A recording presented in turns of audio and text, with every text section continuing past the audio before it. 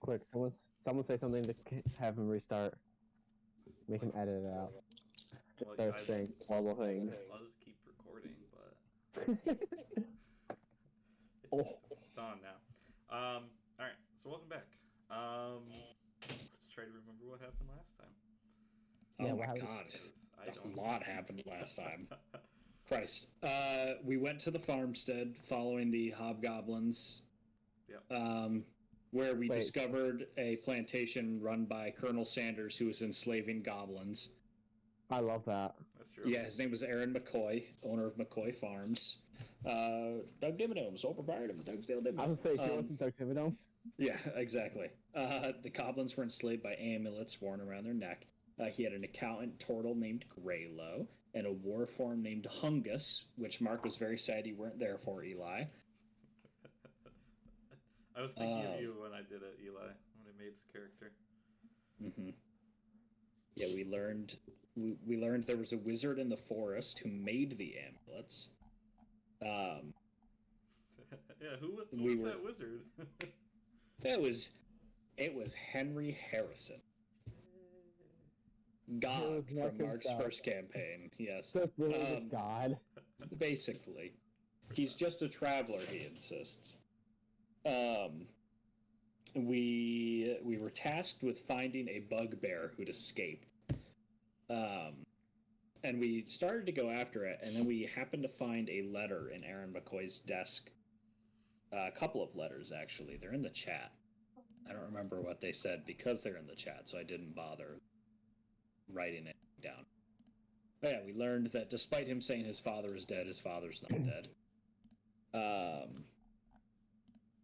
We learned that they were enslaving the goblins for like 100%. We knew it now, instead of just like guessing. So we decided to find the bugbear and not kill him or return him, and instead try to help him save his brethren. But instead we found him trapped and died. It was fun. Then we entered the wizard's tower in the middle of the woods, where some strange shit happened, and we traveled through different worlds by accident. And then we ended up with Henry Harrison, where he gave us new tasks and told us we were the chosen ones, basically. Yep. Fun. Yeah. Sums it up pretty much. So yeah, he told us to go to Greatstone, which was an island to the west. But he said it's quite difficult, or it's quite dangerous, so we should probably take some time to prepare before we head there, I think he said. And there's also a god of chaos named Dormius who was looking for a champion, and he said Sir Bertilic would be an excellent candidate for that. Yep. Yeah. I take notes. Good job, Cooper. You did. Thanks. Almost perfect in that recap. Good job. I don't know what I missed. I don't think you missed anything. But yeah, that's pretty much where you guys are. You're outside of this wizard tower, which crumbled upon itself and is now just a ruin. And you're back in the forest. Jeffrey. I think we... Jeffrey. Hi. Hi. Oh, man. I'm trying to remember, when was the last time you were with us here? I was at the Mimic Cave with the bear. At the Mimic Cave. That's right. When Cloth was beating the shit out of bears to save Cooper's ass. That's right. Okay. We're going to say, Jeffrey, while you were in that cave, okay, a rock fell on your head. Awesome. Knocked you the shit out. Cool. You were dragged out of the cave. And luckily, the party, following the tracks, managed to find horses on the road. They ditched the tracks altogether for the horses. Of course we would ditch for the animals. Forgot about that. So upon investigating, they found a wagon of food supplies being dragged along by these two horses. No rider. It looked like it had been ambushed. So they put you in the back of the wagon with the food and rode on. Eli, you as well. I guess you were also hit by the same rock. No, he got hit by the rock and then fell on me after getting hit. Yeah. So two were just napping together in the back, holding each Cute. other tight. The cart was ambushed again. You guys managed to fend off the nasty gnars. And then you ended up at the McCoy farmstead, where now you've been nursed back to health. Your head wounds have been healed. And you guys are going to be sitting at the plantation here with, we'll say, Hongus. Hongus helped you, healed you up. Would you say I'm still in my winter form? I feel like waking up here at the plantation, you're going to be more of like a springtime, summery vibe. Well, those are two very different energies. I just want to make sure. Yeah. One's violent, one's very friendly. I'll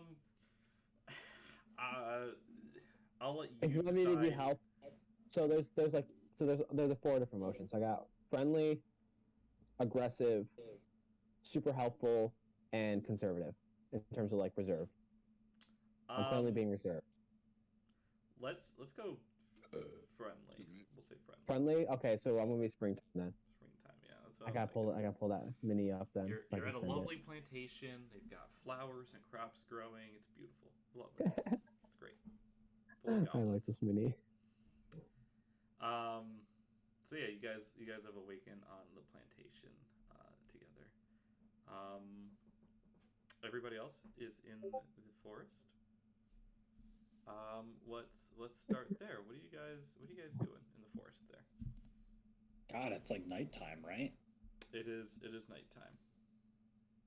Did we not set up camp and take a long rest? Did we not do that? I don't recall if we ended with that. So I've got all my health, but there was no combat We took the last rest session, at so some it's not. point because I have all my health too. So Right. I've got my spell slots back too. Yeah, we can say you guys took a long rest if you want. We can say it's morning now. You guys rested outside the tower. Right.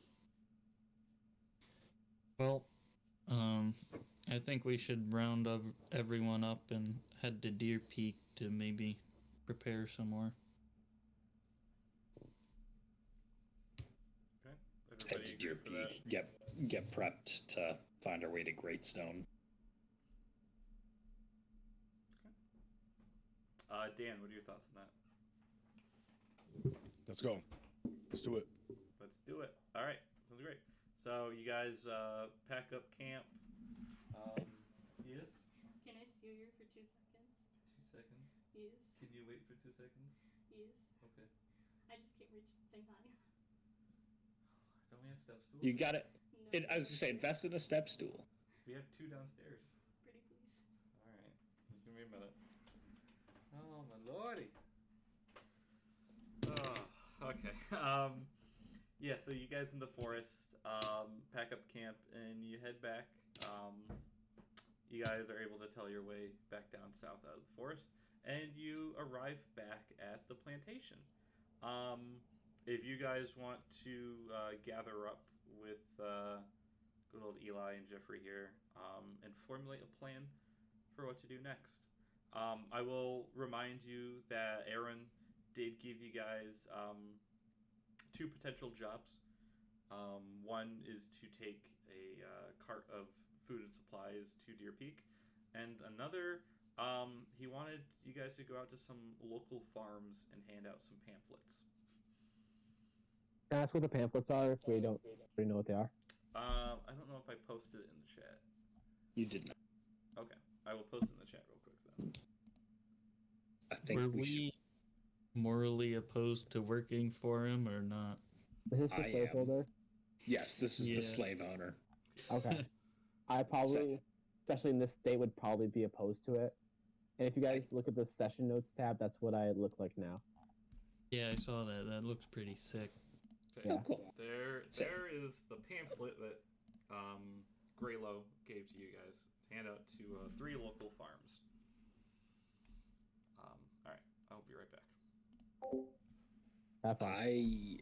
I think we should probably take on that shipment to Deer Peak and just not come back. I mean, that's not a bad idea, but this guy also will know what our face is. Like, that's like if we just don't come back, he's gonna be like, "Oh, they took my stuff and ran. Now Well, I'm we gonna bring can't some do other that. people to hunt them down." That's yeah. the consequences, and I'm not trying to have more people try to kill us. But I also don't want to.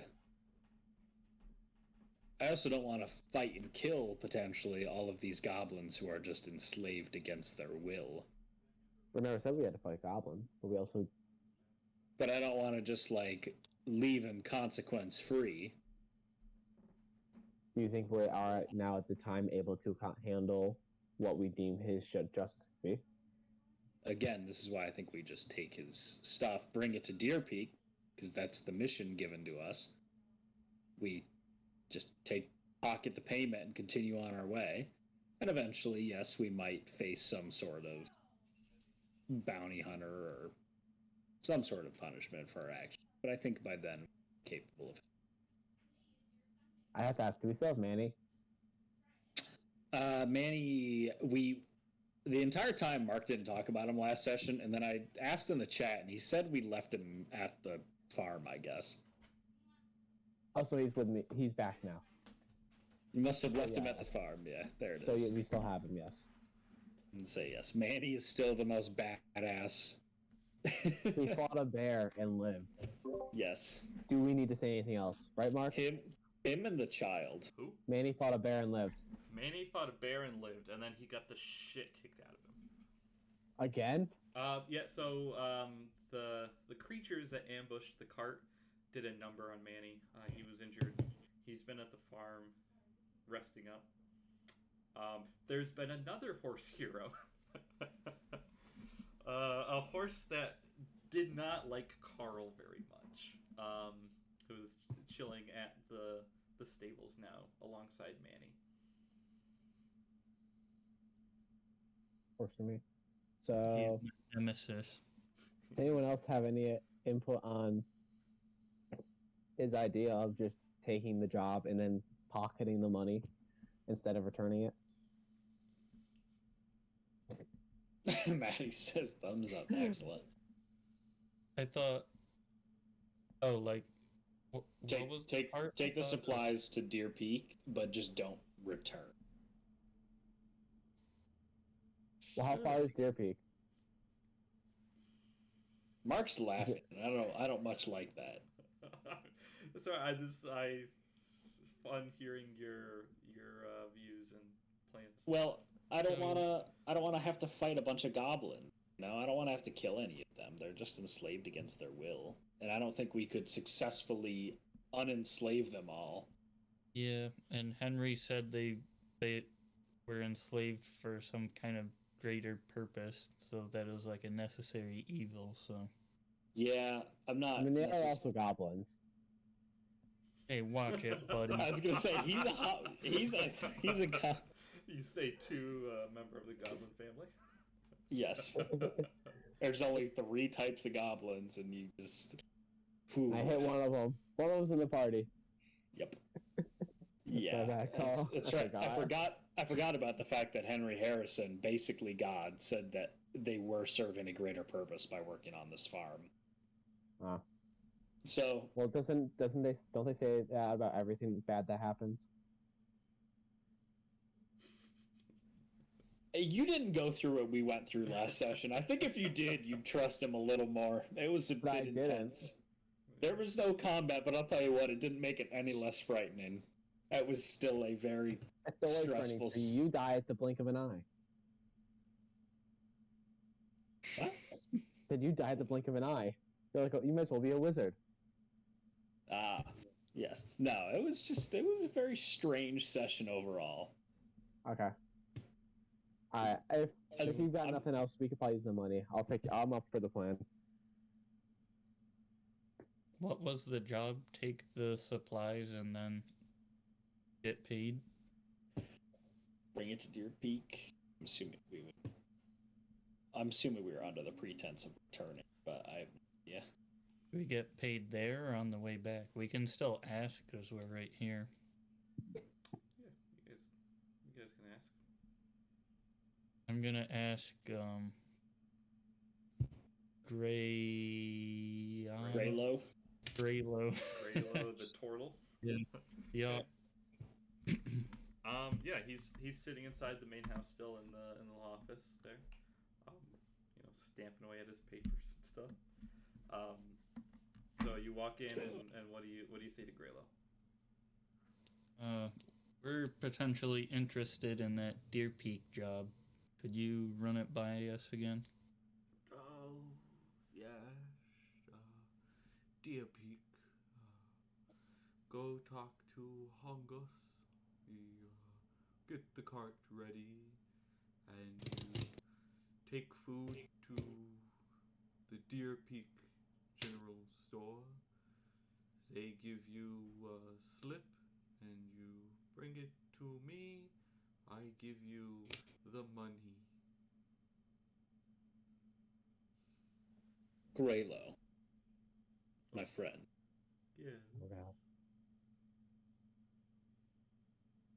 Why are you here? Why are any of us here? No, look, don't give me that introspective shit.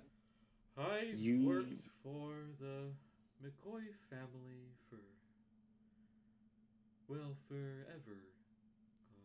I've worked for his great-grandfather back when we were still over in Greatstone. I owe a life debt, I guess, to the McCoy family. Why? Oh, well, my parents abandoned me as an egg, and, well, the McCoys, they raised me to be their clerical assistant. So you were practically born into Is sleep. this man a turtle or a tortoise? He's a turtle. I Yeah. was given Okay, so the option to stay or go whenever I want. So I choose to stay. Mostly because I'll get fucked up out there. But it's That is- also nice here.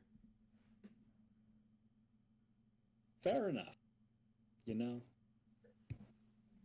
I don't really have any objection. Say.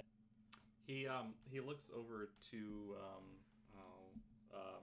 Frico, his little goblin assistant, and kind of motions him away. Frico kind of goes. He closes the doors behind you guys as he leaves into the hallway. So now it's just you in this room. And Graylow kind of looks up. He says, "I know Aaron has done very bad things, but he means well. And trust me when I say, you don't want to do anything bad here. He has connections. I know that you saw those letters. If I were you, I would keep them to yourselves. That was Also, he pays pretty well, so that's my advice to you." Well, there goes Cooper's plan. yeah, pretty much. Do it normally. We'll probably get jumped anyway, so we probably have to fight some bastards off. Let's say, well, with the description that we get a slip that we bring back, I'm assuming we could basically run the plan as intended. Just take the stuff to Deer Peak, and then if we ever find ourselves back in this corner of the world, turn in the slip for payment. So is there any reason for us to go to Deer Peak, right? There's a lot of reasons for us to go to Deer Peak. In a No, I meta mean- term, No. It's- I mean, is there any point? Is like my point is like, is it so far out of the way of where we want to go in the grand scheme to where we can just go bop bop and then go wherever else we need to go? You know what I mean? Yeah, my headphones have been cutting out today. I missed a bit of that. Are we wasting too much time just going there and back to get money and like complete a job? I don't think we should come back. I think if we Why? find ourselves back in this corner of the world, we keep that slip on us and we return it to Greylo here for payment. Right, Greylo? Will you? Does it really matter when we return with the slip? Well, we will want our cart and things back so that we can send more food. That would be handy. Would you like me to draw you a map of the area?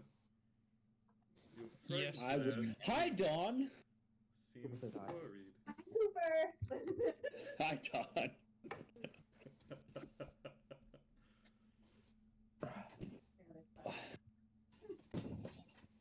All right. Yeah. Map. I will draw you a map. Thank you. That'd be very nice. I think we should not bother with this job though, and just I'd go. say if we have to bring a cart back, that's a lot of. I'm Well, willing what's to the other job is to pass out flyers, right? Yeah, Yeah, but but- it's Did you read the flyer? Land and turn it. I've read part of it. It's a bounty, right? It's like a bounty flyer. No, it's we're gonna purchase your land. Yeah, Oh, you're it's trying like I'm telling you buy to take up all your this- stuff. Basically, like heads up, get the hell out of here because I'm taking all of it. There's a disclaimer at the bottom that says, "Hey, you might not get your money immediately or ever. We don't claim any responsibility for that." Yeah, these guys must work for like what is it? What's that Any train major company? company. What's God, that train company in Ohio? Fuck, dude, I don't even know. It's, God, I don't even remember the name. It's like North Southern, something like that. North Southern. Yeah, it's North Southern. Let's see. What did I call it? Norfolk Southern. That's what you call Where'd the it. map go?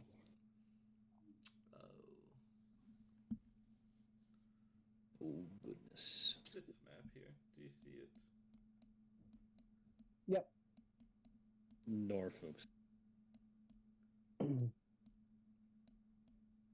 So Deer Peak looks like it's on the coast, and then where's Falconus?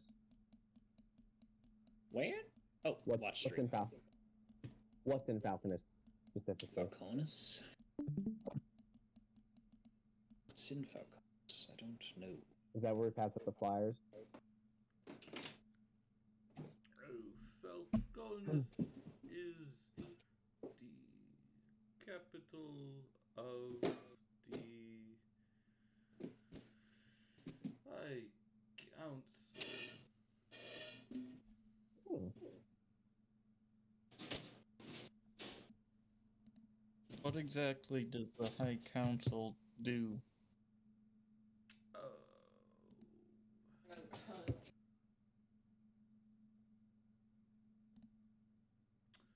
They trying to restore order. Oh? Do you think they're doing a good job? No, they're kind of assholes. Noted. I say right here we've got 6 new High Council members. I'm not one for democracy. Or Bureaucracy? Is that what you're not going to one say? I'm not one for government. I'm not a government. Bureaucracy. I heard you said democracy, and I was did. a little. Are you an anarchist? Are you an anarchist elf? No, I just don't care to be the face of a government. So the High Council. I'm a little too strange to be. They are the Face. oligarchy rulers of the Volak coalition.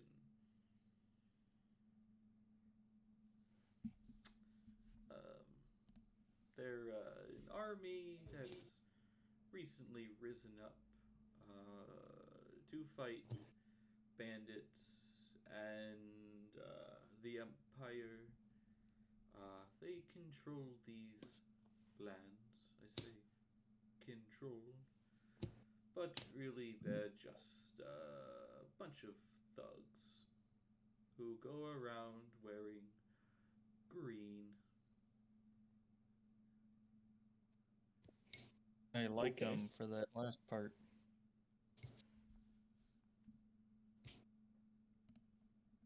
But No. So, here's my map. This is where we are at McCoy. There's Deer Peak. Up there's Falconis. And then this one down here is Rorthaw.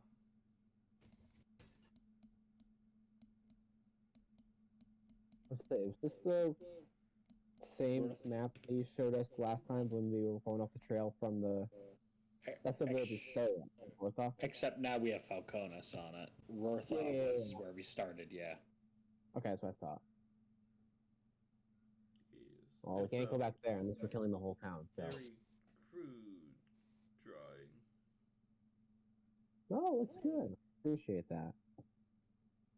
if McCoy's in between Deer Peak and Falconis, then we might as well just take the job because we'd have to pass through anyway. That makes sense. And we could use the money. Just do it. No harm in getting paid. Okay, I see what you mean, because we're going to Deer Peak first, turn around, head to Falconis, pass by McCoy Farms on the way. Okay. I copy. Picking up what you're laying down now. Are you sure about that? And were you interested in the other job? I personally was not. I don't know about particularly. other people.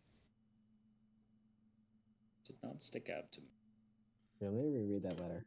I haven't read the whole thing yet. He But takes a cane and stomps it twice, and Frico re-enters.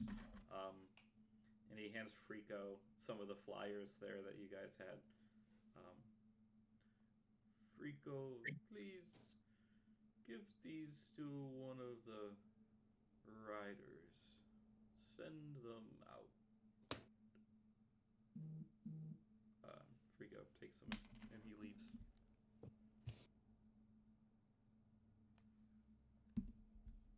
Send me away. On my way. more. On my way.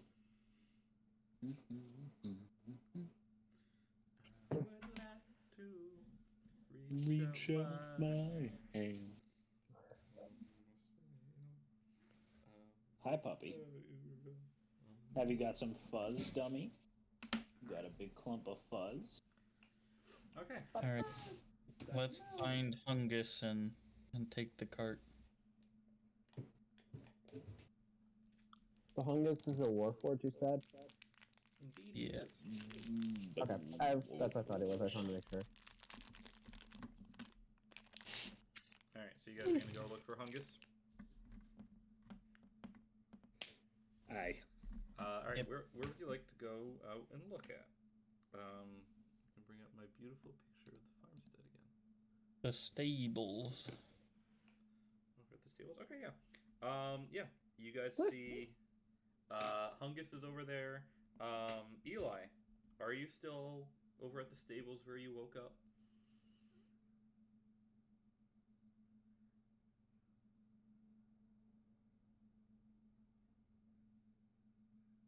Eli.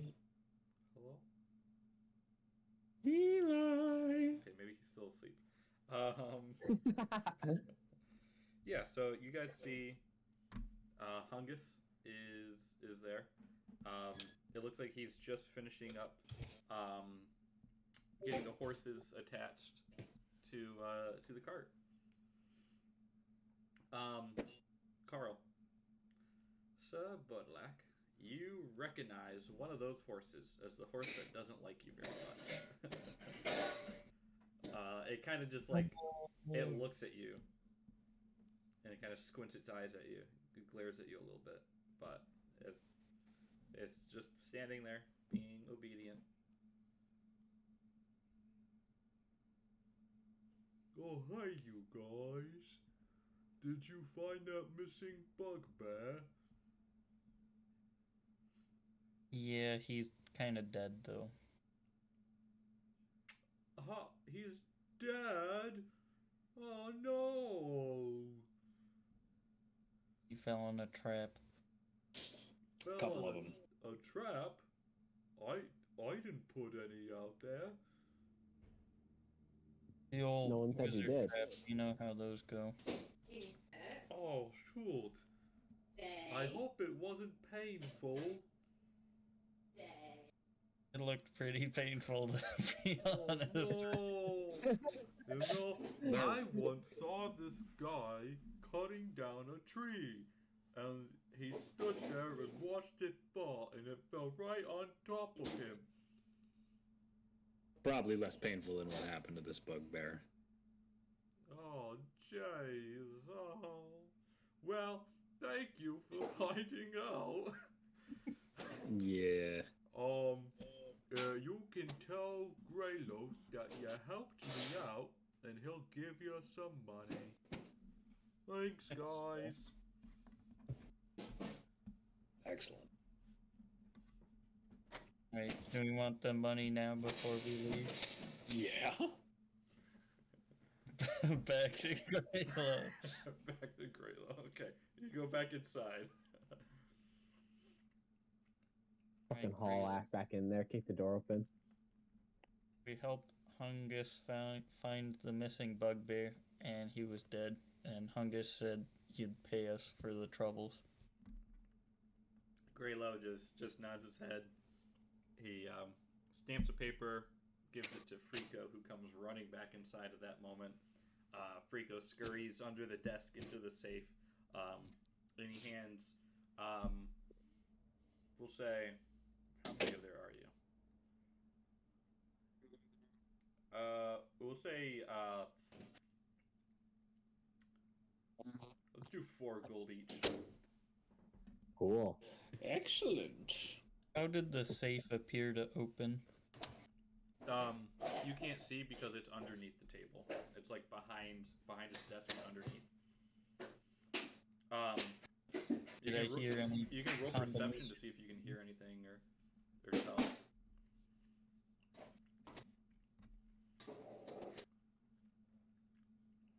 Perception, you said? Yeah. A 6. There was definitely a loud thunking. That was probably the door opening. Sure. Ah, Eli had to get his food. Okay. Just making sure you're still alive, Eli. Oh, we got 4 gold each, by the way. Yep. So everybody can add 4 gold. All right.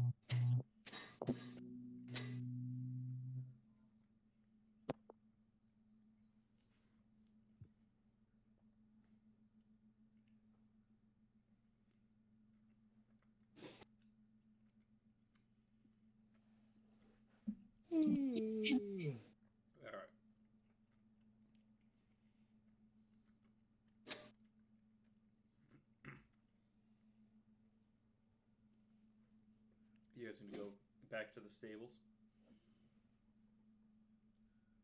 Or just no, I guess we Yeah, have and head to out get the cart. with the cart. Okay. Yeah, Hongus. He's kind of pulling the cart out of the stables. Sees you guys. Oh, are you guys taking the supplies to town? Oh, great. Well, Fez here, he knows what he's doing. He'll lead you. So you just sit back and relax. And he pats the horse, Fez, and kind of rubs him, and Fez kind of just neighs. Bless you. Zundai. Holy moly. I feel that way. They're saying bless you. Thank you. And also bless you for the sneezes. And Mark says, also bless you for the sneezes. So the blessings for Mark says, also bless you for the sneezes. the other ones are for putting up with Cooper. Yeah, exactly. She just sounds confused. The other ones for putting up with me, Jeffrey says. All right. So you guys have the cart now. It's still early in the morning. What do you guys? What's your plan? I think we go ahead. We don't want to be doing this in the dark. Yeah. Let's boot scoot boogie. Scoot and boogie. All right, Dan, Eli.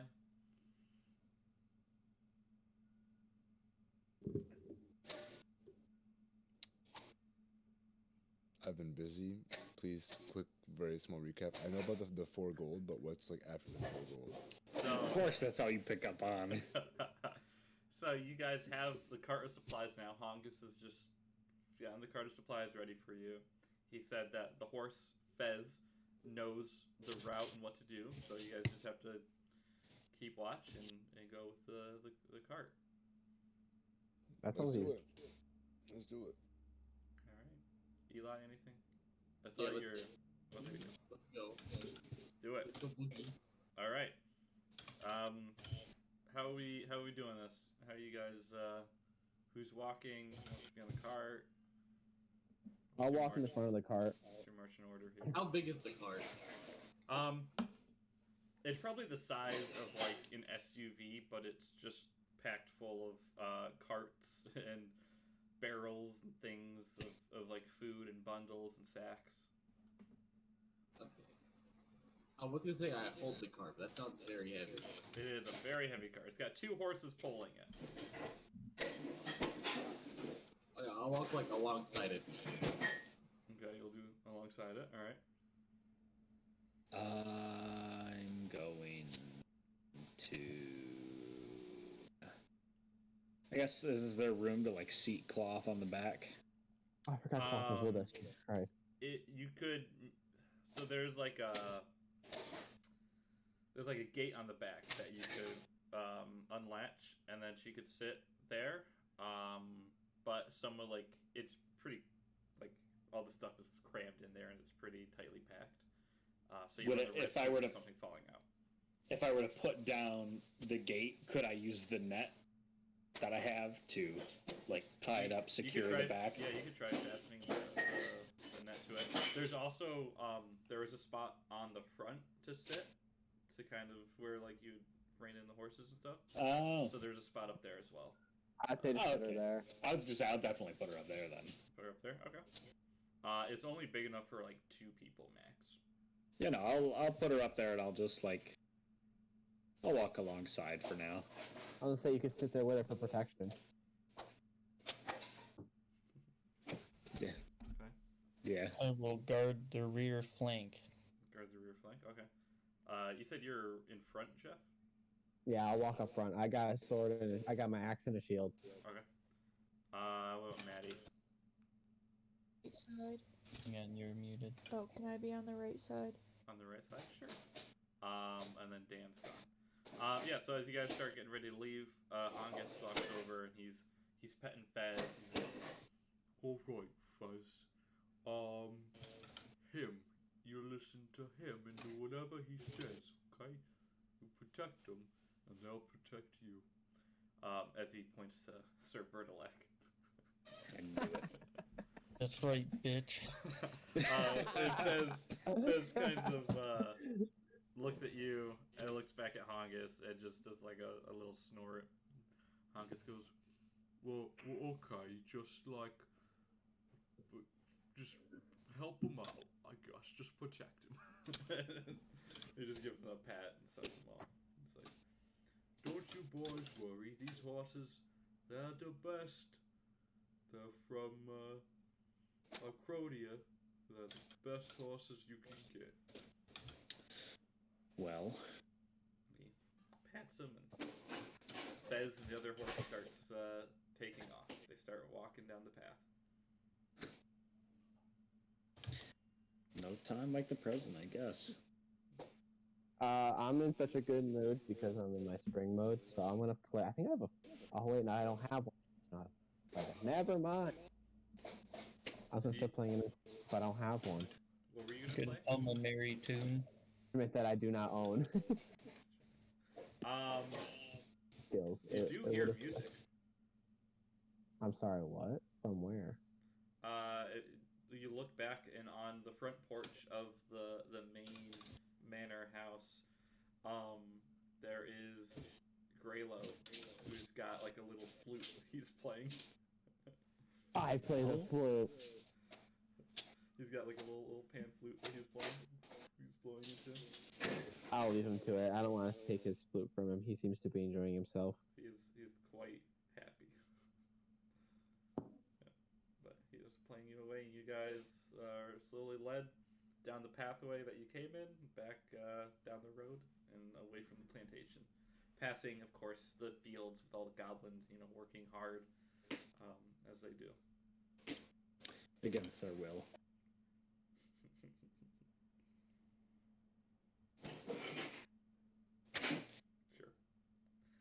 Sure. All right. Is there anything you guys want to do while you're on your travels? While you guys are on the road? I think I have some extra weapons if anyone might need any. What do you got? Let me see. I didn't take any of them of bows. Hunting trap.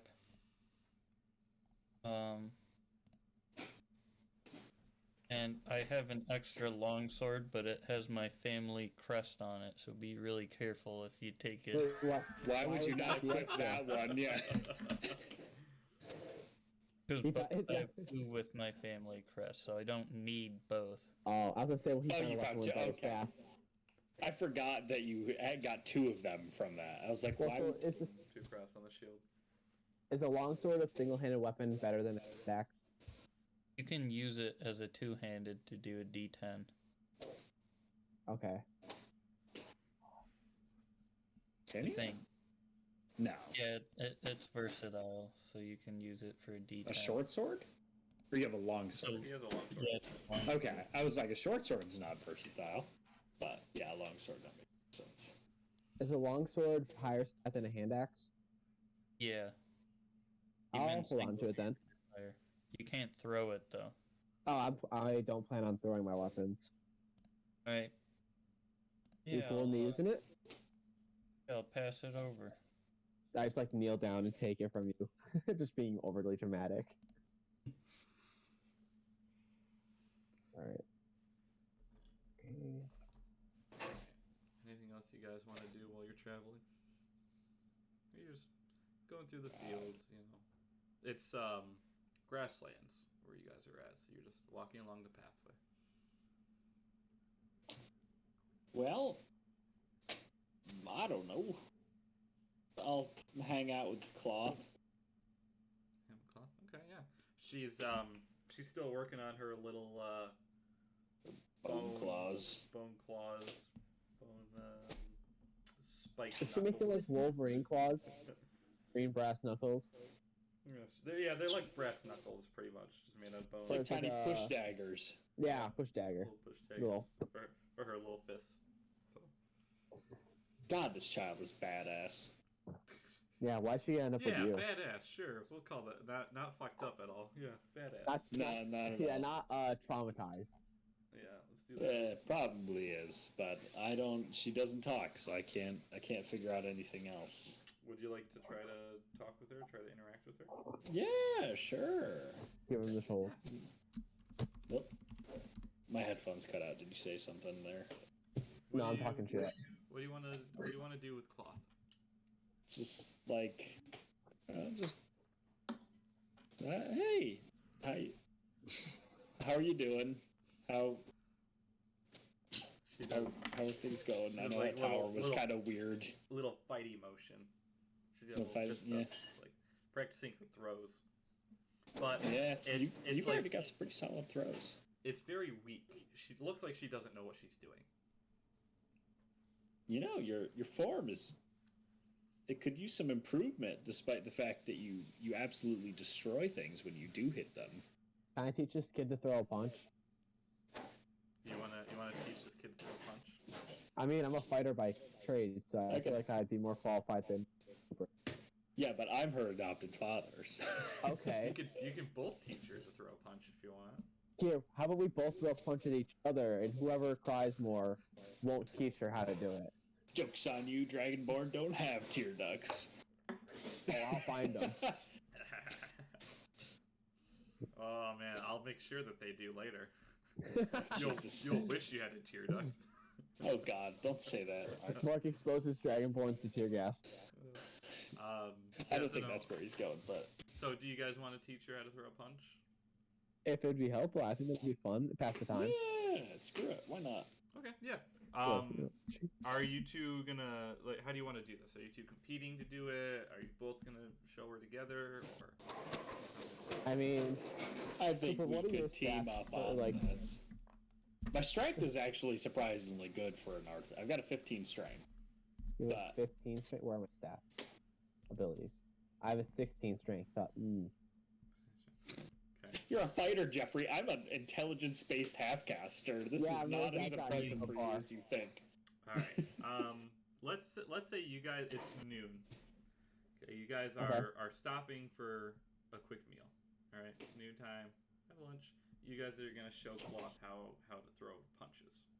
Okay. We could just, you and I could just spar and just be like, just hands. Yeah. Okay. Who's gonna throw the punches? I'm gonna punch him.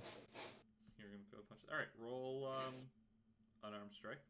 If possible, it's gonna be like unarmed strikes there. Be like, if any damage, it's only one. Right. Like yeah. if I have to deal damage, it's just like I'm gonna clip him with my elbow or something like that. You know I what I was mean? gonna say, Yeah. if you Yeah, want to you're hold up a sparring, shield you're for not- you to punch. You're not pummeling him. You're just like Okay. practicing technique. So It's just yeah. roll so- No shield then. roll Should to hit, and we'll see how well you do. Do I just add strength to that? It's just like your normal. It's an action. Your unarmed. Your strike. unarmed strike. That's a nat 20. Okay, you're really good at throwing your punches. Yeah, you've got like Oh, perfect fucking form. moved. Cloth is watching you, and so she kind of pushes you out of the way once you've done it a few times, and she comes up to Cooper, Spark Strider, and she's gonna try doing the same thing now. Let me pull it. Now she's gonna roll to hit him. She's gonna kill 900 me. damage. Yeah. I'd like to say that since it's such a perfect attack, I didn't hurt Cooper at all. I just embarrassed. 32 damage. It's instant death, right? She Cooper, how much HP do you have? 15. Okay. from her very first punch, it's like exactly like an exact copy of what you just did. Like it's perfect. Like she saw what you did, and now she's just same technique. She's just on it. Let's go. First try, she Still have a nails lot- it. Have we We got a have a tiny lot of that in no taskmaster on our hands? I like how we also picked one of the softest people in our party to beat the shit out of. I think I probably am the softest because druids have more health than me. That's for And sure. the ability to heal themselves. I can heal myself. I've got a spell now. I picked up cure wounds. I can make Oh, Cooper. myself a concoction. Also, Cooper, that would have been a 25 to hit, and it would have done 8. So if I roll an unarmed strike right now, let's see here. You should do 3 damage. 23. Yeah. All right, and with that training, Cloth is actually going to level up. When do we get to do that, Mark? You guys just leveled up. Don't give me no shit. I'm Wait, gonna, what That was level are they? that was like 2 sessions ago.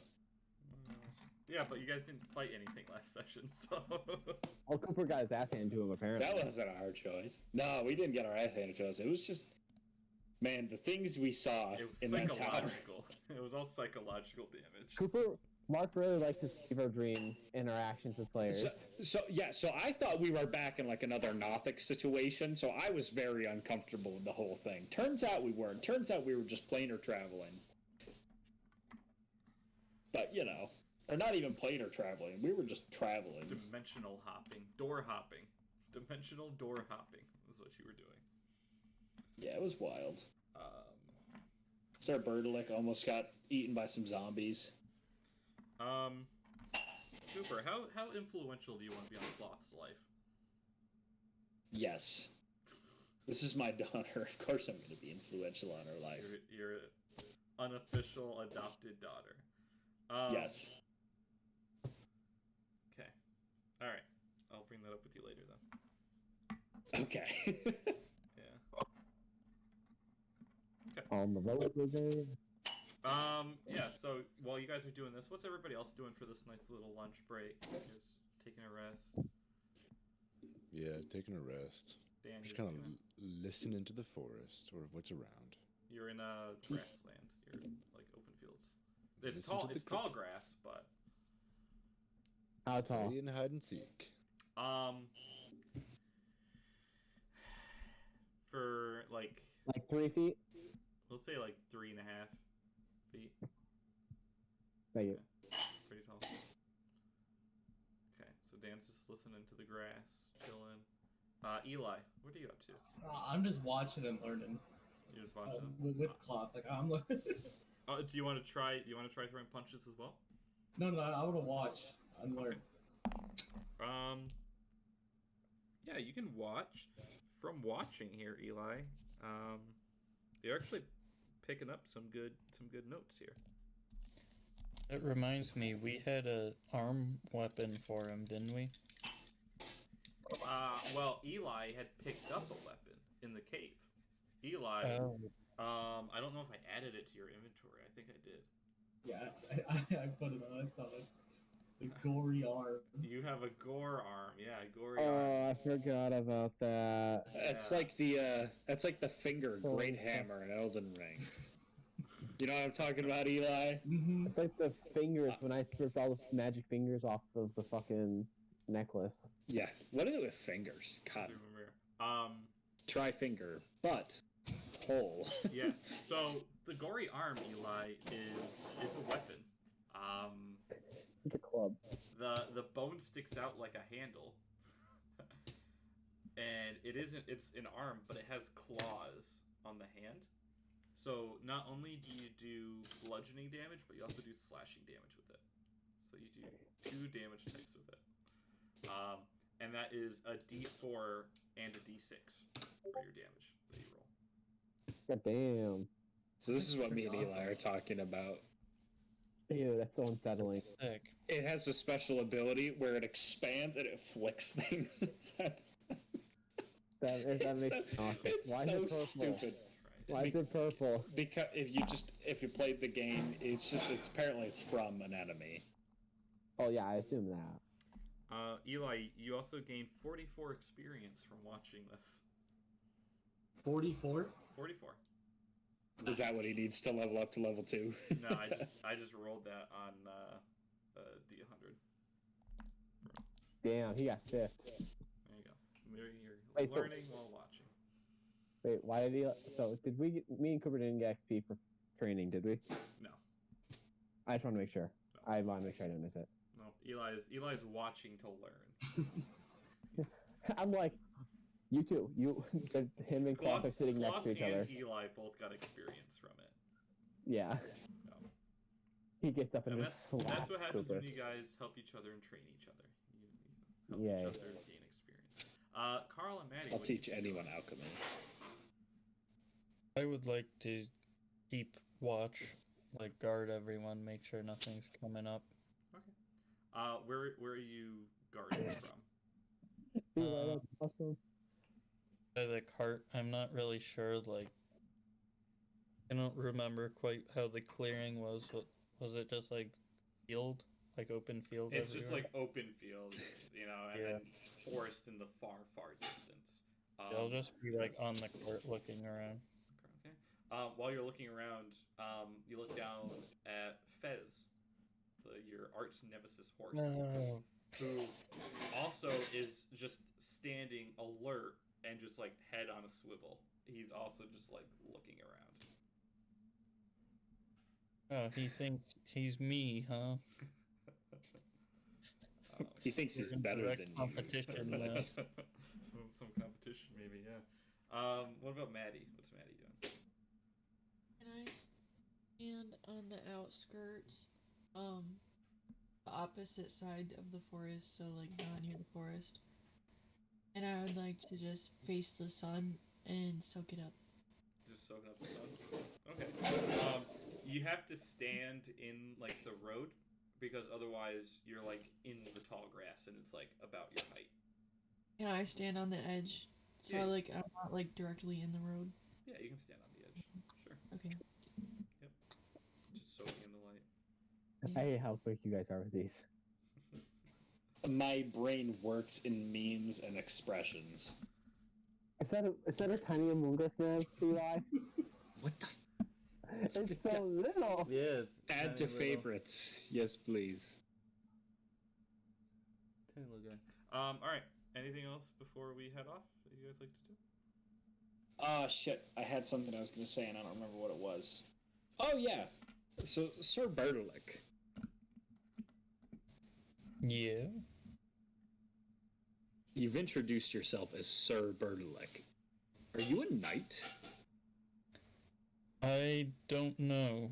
I don't remember much, but I have a feeling that I have a lot of great accomplishments under my belt from when I was but a young hobgoblin. But I'm pretty old now, so I don't really remember. I think it doesn't help that we're all Like missing you our guys, memory. Like I have this fancy gear, so I feel like I was someone of import. Are there any discerning symbols on your gear other than your crest, or is it just your crest on it? I mean, feel free to inspect my shield if you want, but So sure, I'll take a look at it. Let's see here. So far, I think you're the one we've got the most hints about. I think maybe someone in Deer Peak might recognize your crest. Might be a good place to start on figuring out who we are. yeah. So I'll take a look at it, check it, see if there's any magic on the shield, anything. I mean, after all, it wasn't a wizard tower. You're looking at the shield. You can do an Arcana check on it. Yes, please. To find any magic. That is a 21. 21. No, there's almost like a latent presence of magic, but it doesn't feel like it's coming from the shield. It's just that the shield happened to be in the tower. It feels like it picked up some of that magic aura. Okay. It looks like it's just like an old regular shield that has been like polished and looked after, but it is old, and yeah, it's just a shield just pressed on it. So. All right. No, I could find nothing of interest. Maybe we'll find someone who knows. Yeah. I think we're looking at it.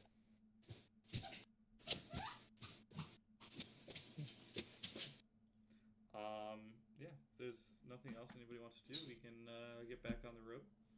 On the road again. I just can't wait to get on the road again. Alright. You guys head back out onto the road. The map that Graylo graciously gave you guys. You guys, by just after midday, have approached Deer Peak. So as you begin to approach it, you can see there are small little kind of farms. They don't really look like they're large enough to sustain a whole town or village. Just little small places. And you arrive. There is Deer Peak. It sits on the side of a hill, right on the coast. Has nice docks that go down to the water. It's not a big town, but it's not, as small as Gorthaw or the Farmstead, where there's quite a few places here. Quite a few buildings. So you guys can see from where you're at, in Deer Peak, there looks to be like a nice big general store kind of in the middle of town. There's a small little church as well. There's a tavern as well. You can see the sign has a big ale mug on it. Yeah. You guys can see there's a blacksmith shop with a small little forge in the back. Smoke coming out of the chimney. Like I said, there's a little fisherman's hut and a small little dock down at the coastline. There is a storehouse as well next to the docks down there. There is some animal pens kind of scattered on the outskirts as well as you approach into town. And on one side of town, where the forest comes up close to the houses, there's a small little cottage, it looks like. And it looks like there's some herbs and things growing outside this little cottage. It's got vines kind of growing all over it. Might be maybe what you think like an apothecary might look like. Ooh. Yeah. I like apothecary. This is Deer Peak. And there's some people ahead of you on the pathway who are carrying a dead deer. It looks like that they just hunted and they're bringing it into town. Kidding. I chuckled to myself at the irony of it, and then, yeah. There's a little sign Oh, that says, I get it. "Welcome to Deer Peak," and it has a set of antlers. I'd like to. I say we complete this delivery and then we go do whatever we need to do in town. That's actually an excellent idea. We should probably deliver this before we get a little sidetracked. Alrighty. All right. So Fez leads the cart right up to the general store, almost like he's been here before. He like knows right where to go. He's a smart horse. And so he pulls it right up into the front of the store.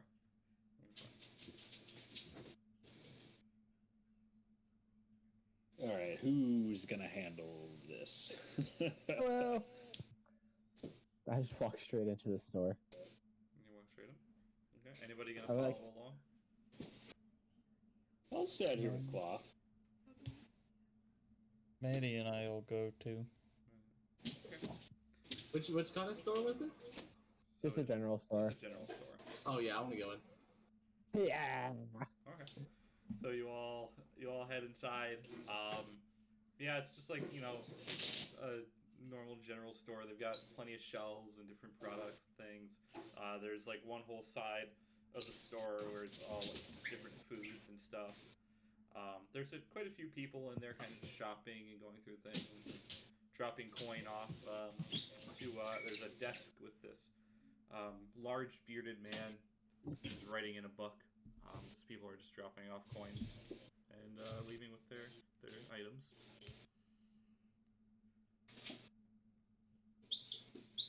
All right, so there's a man at the front desk, I'm assuming, like a clerk. Yep, man behind this kind of counter. He's just writing All away. right. He's got little spectacles on. What is he? He's kind of looks like a gnome. Okay. Just wanted to get a feel for it. All right, I just walk up right to him. I'm like, "Excuse me, sir. We got Fez outside." Yes, who are you? Yes, can I help you? We're here. Where are we from? I can't remember where we came from. McCoy Farm? Farmstead. We're here with the McCoy Farmstead for a delivery. Yes, food delivery. Yes, Yeah. yes, very good.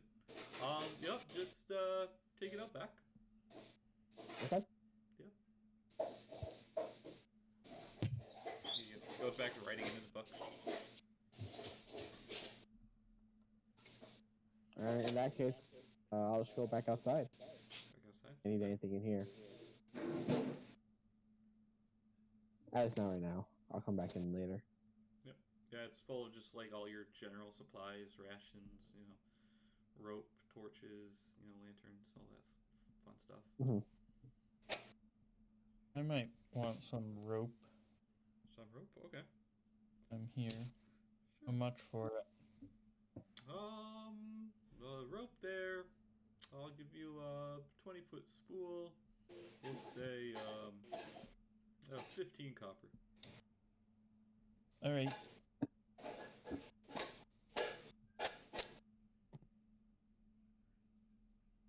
I just gotta find rope now.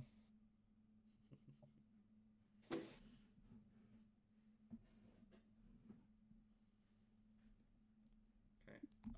While he does that, Jeff, what are you gonna do when you go outside?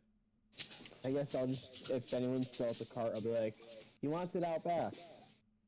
And then just, if no one is, I'll just start taking out back. I don't have much to do. As soon as you say he wants it out back, Fez kind of starts moving again, and he goes around the general store to the back, where he stops. And you can see there is a little kind of shed in the back.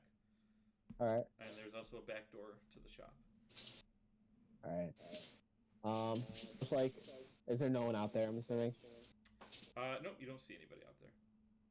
Alright, if it's just me, I'll start unloading the crates. Okay, where are you gonna unload them to? You said there's a shed?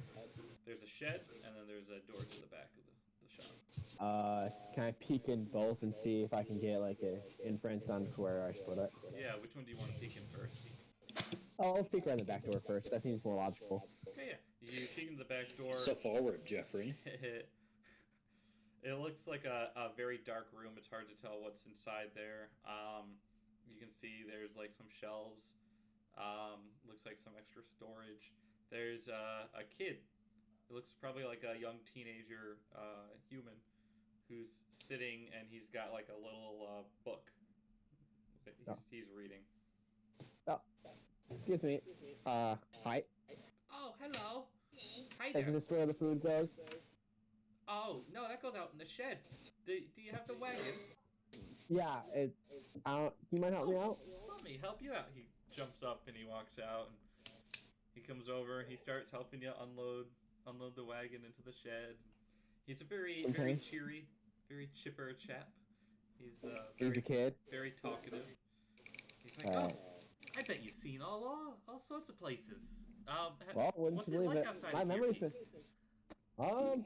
there's a lot going on out there. I mean, I can't say too much. I've only been to a couple places, but... Yeah, what's that like? I've always wanted to leave Deer Peak. Are there monsters out there and things? Yes. There is a chest. And it looks like a normal chest, right? You would think, oh, a chest, you open it, you stuff inside books, coins, whatever have you, right? Treasure. Oh, man, my grandfather used to have a really cool chest. He used to have this chest where it's like, you open it and there's a new thing every time, so it's like, you close it and then you open it again and there's some new stuff in there. It's like, you never know what you're gonna get, you know? Like, are all chests like that? That's really cool. How do they do that? This chest, I want to know how they make that stuff. Like, do you know how they... Oh, man, I really wish... He's going on and on about chests. I put my hand on his shoulder so I can start talking again. He's still going on and on about chests and just is he at least moving moving the crates at least? Yeah, he's moving crates. Okay, so not okay. I'll just listen to him. I'll just help him push the boxes back and forth. Like, at some points he'll just like carrying a big crate and he'll just stop and just like stare at you while he talks. Is that what we need for the child, Cooper? Huh? Is that the child discipline stick? Yes. You know what you did, buddy. You know what you did. I hate to interrupt, but the rope only comes in 50 feet. Can I just remove 30 copper and take one? You can get 50 feet. Okay. And then remove 20 copper. Oh, alright. Yeah. For the inconvenience, he'll give you a discount. Oh, thanks, buddy. We're giving him 2.5 spools. Because he can't figure out how to cut a rope. I know, he's like, if I cut it, I can't resell. Just take it all. Just take it. Maybe he wasn't paying attention. Who knows? He's busy writing in that book of his. But yeah, this kid's just going on and on. Finally, you guys are starting to get some work done. But it's going to take a while to remove all this stuff from the cart. There's a lot in there. So are you going to help him out, Jeffrey, or are you just going to watch? I'll help him. I got nothing else. Okay. So while that's happening, Cooper, what are you doing down there? Well, I was with cloth on the cart, and then the cart was forcibly taken from us, so... It was just moved around. It's around the corner. Let's find our way back to that apothecary. You want to go over to the apothecary? Yeah, sure. Yeah, sure. I'd say we'll just let someone know, Rook. Just, hey guys, we're gonna We're gonna go find our way back to the apothecary real quick. Okay, yeah. And you said you're bringing cloth with you. Yeah, I'll bring cloth with me. Okay, yeah. Okay, yeah. Let's see. Okay. Cloth will follow you. Yeah.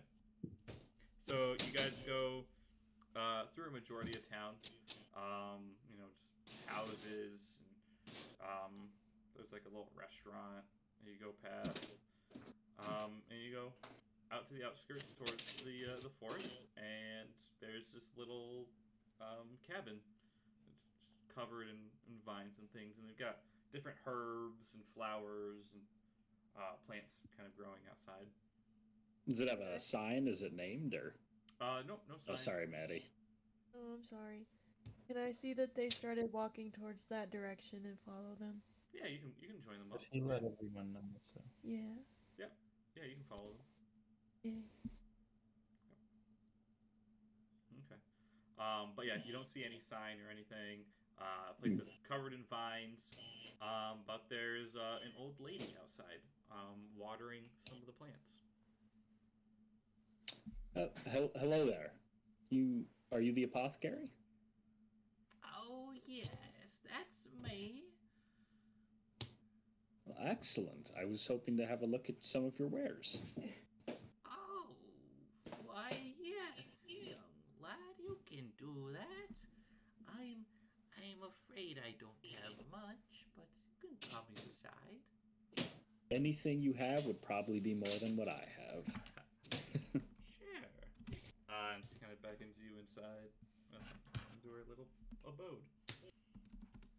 Excellent.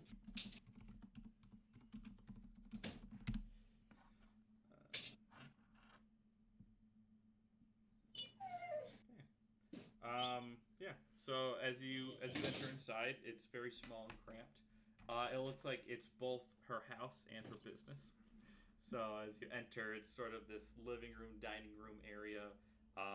There are shelves that are just full of like just different kind of potions, herbs, flowers, things, kind of roots and such. And then she's got like a little kitchen, a little bedroom. Yeah, this is her little home. It's a very quaint home you have. Hanging and drying from the ceiling as well. Oh yes, I've lived here all my life. Say, I like your setup. It feels oddly nostalgic for some reason. Oh, it's very homely. Now, Nothing wrong with that. what were you looking for, Sonny? Well, I'm an alchemist by trade, I think. And I'm very low on supplies. Oh. So if you've got any sort of, pouch of basic components, any potions. I've also got a couple mysterious potions, and if you had any way of helping me identify them, I would not mind the assistance. Mysterious potions, you say? I won't go into detail about where I got them. Not because it was illegal, but because it's a little odd, and I feel like it might derail the conversation. A little odd. Okay. Let me see what I have over here. She walks into the corner and opens up a trunk, and she's like digging through. She pulls out kind of a few pouches, some empty bottles. She kind of walks over. She's like, Well, I do have this pouch of herbs. I have here some brewing supplies. Ooh. I have these empty bottles. Maybe you could use these, pour some mixtures into. Honestly, these all sound excellent. I will take all of that. Okay. Here you go, dearie. What do I owe you? What's that? What do I owe you? Oh, you're okay, dearie. You need I it could- more than I do. I couldn't possibly leave without paying. I'll tell you what. You just take care of that nice-looking young girl there. And she points to Cloth, who's kind of like behind you. And she kind of just waggles her old little finger there, and she picks off a dried rose that's hanging from the ceiling there. She kind of hands it out for Cloth, who's kind of just like sheepishly hiding behind your leg. It's okay. You can. She nervously takes the flower from the old lady, who's just sitting there smiling at her. She's got like that gap in her teeth there, like, you know, like the classic old ladies there. You see? Mm-hmm. Yeah. I'm not confused by you. I'm confused by Jeffrey, but Yeah, as am I, on a daily basis. But yes. All right. Excellent. And so, Maddie, you were here too, as well. Yeah. Yeah. This place feels very familiar to me and very cozy. I like it a lot. Oh, thank you. I try to make it as cozy as I can. So you're doing a great job. Oh, great. So I kind of vaguely remember there's this smell that I like of a herb that gets burned. And I would really like to smell that smell, and it's oh god. And I'm gonna like kind of bite my nails a little bit and try to think of what I want to smell. It's leafy. Are you referring to just incense or Green. Leafy and green, it's a I was saying, that's a lot of plants. Cilantro, Thyme, rosemary, sage. Yes. I really was hoping this was gonna go where I thought it was. I think I have some sage. Could I please buy some sage off of you? You want a sage, you say? Yeah. What? Let me check. And she goes outside into her garden. She's kind of looking around. And she leaves you guys inside for a moment. Okay. It's cool. Can we stay here? For Cooper needing to know what to add to his inventory reasons, I'm assuming I got a component pouch, which I don't technically need, but I want. Yep, you got a component pouch. And alchemist supplies, or I think I said just brewing supplies. Is that a the brewing, right? There's nothing called brewing supplies. Oh no, there's brewer's supplies. Yes, brewer's supplies. That's right. Okay. Yeah. The bottles are not. They're not potion bottles. Nope. They're more just like drinking glasses. Okay. Let's say I will add it to my. She does have empty potion bottles laying around, though. Well, she went outside. When she comes back in, converse with her. All right. So you said you're looking for sage? Very specific. Yeah. Oh, interesting. I didn't realize the component pouch was something you could like actually equip. Yep. Huh.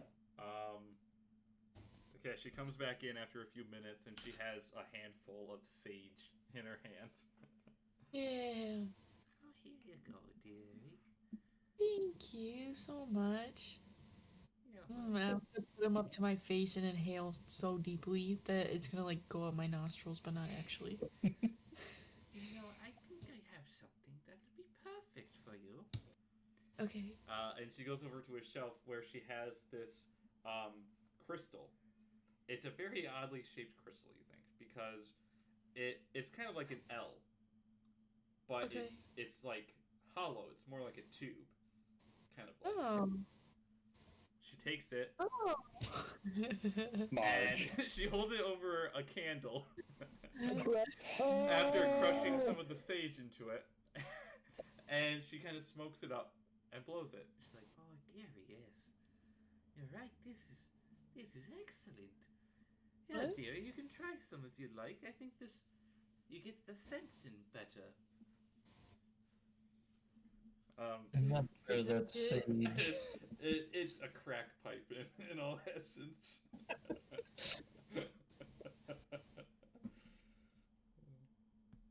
We can smoke sage. It's smokable. Yeah, Oh, I'll smoke really? some. Okay. You are now smoking sage with this old woman. That's pretty cool. I'm excited about that. Okay. Delicious. Okay then. Cooper, I don't know. did you want to ask this old lady about the bottles there? Yeah, Okay. yeah. Okay. Are any of those bottles for sale for the potions, or? Yes, dear, you can take them. And I'll tell you what, you feel bad for not paying me.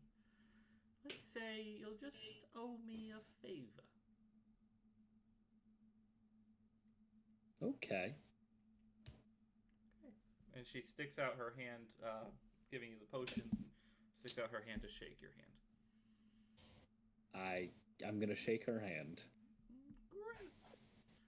I call that favor whenever I need it. And for you, dearie, I'll let you keep my smoke pipe, my smoke crystal.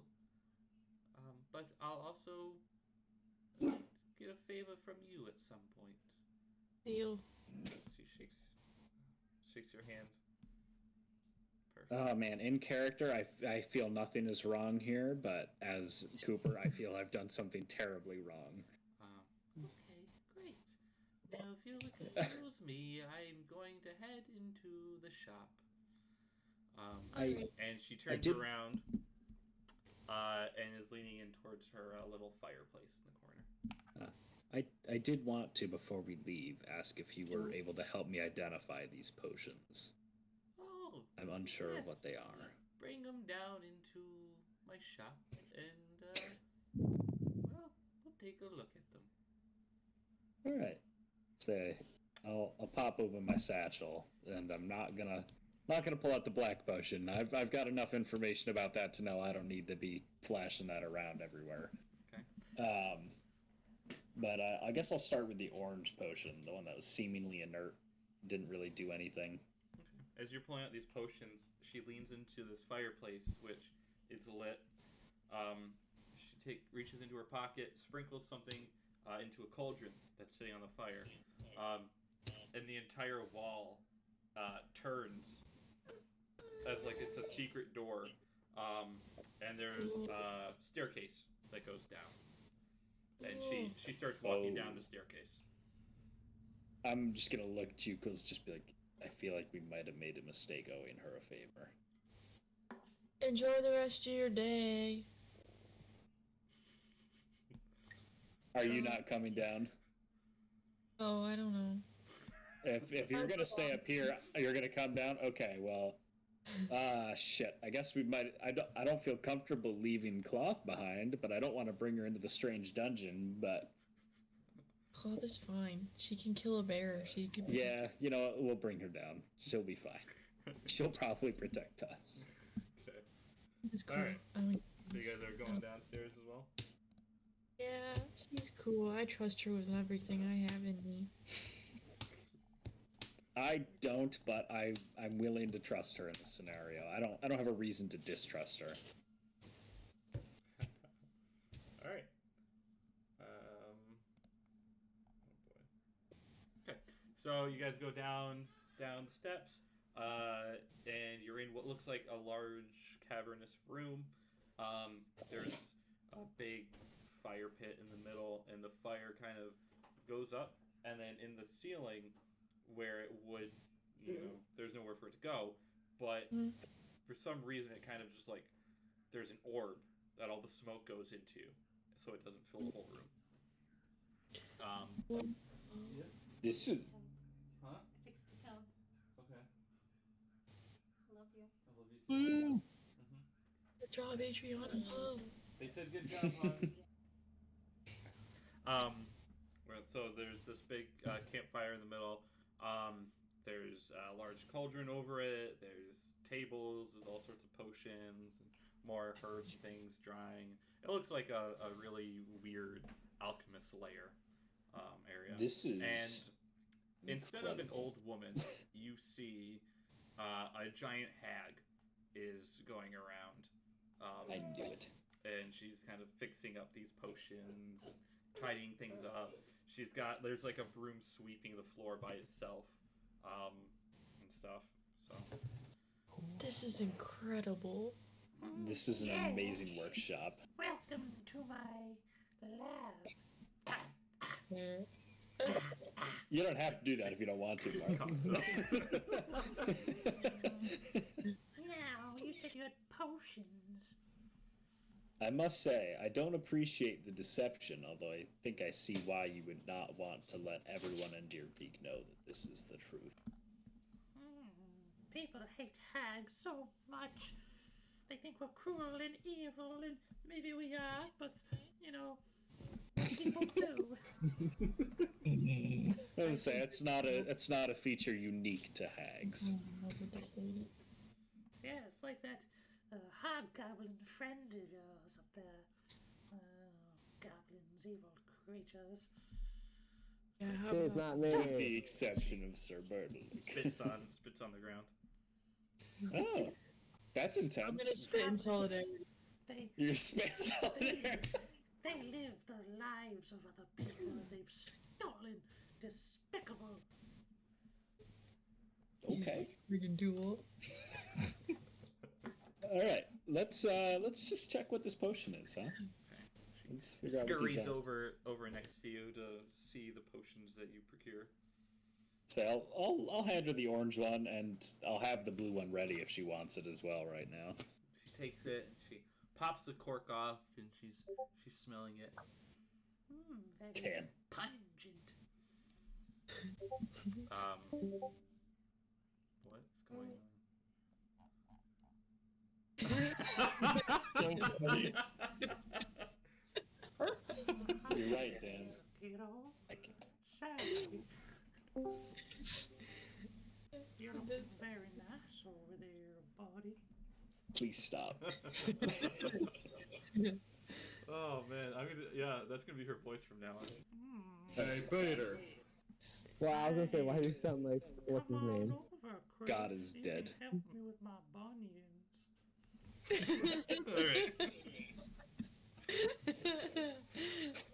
Okay. So she takes the potion, uncorks it, smells it. She goes over. She drops a little bit into this cauldron, which looks like it's just boiling water, and it hisses violently. Oh, okay then. She flicks her finger, and a rat just falls from the roof, and she catches it, and she takes the potion, and she drops a little bit in the rat's mouth. The rat's kind of just like squirming there helplessly.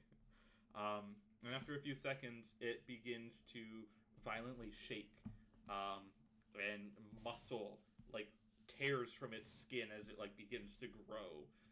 This tiny little rat now growing the size of like a cat, and then like a dog, and then it's like this gross, gory, just creature monstrosity thing.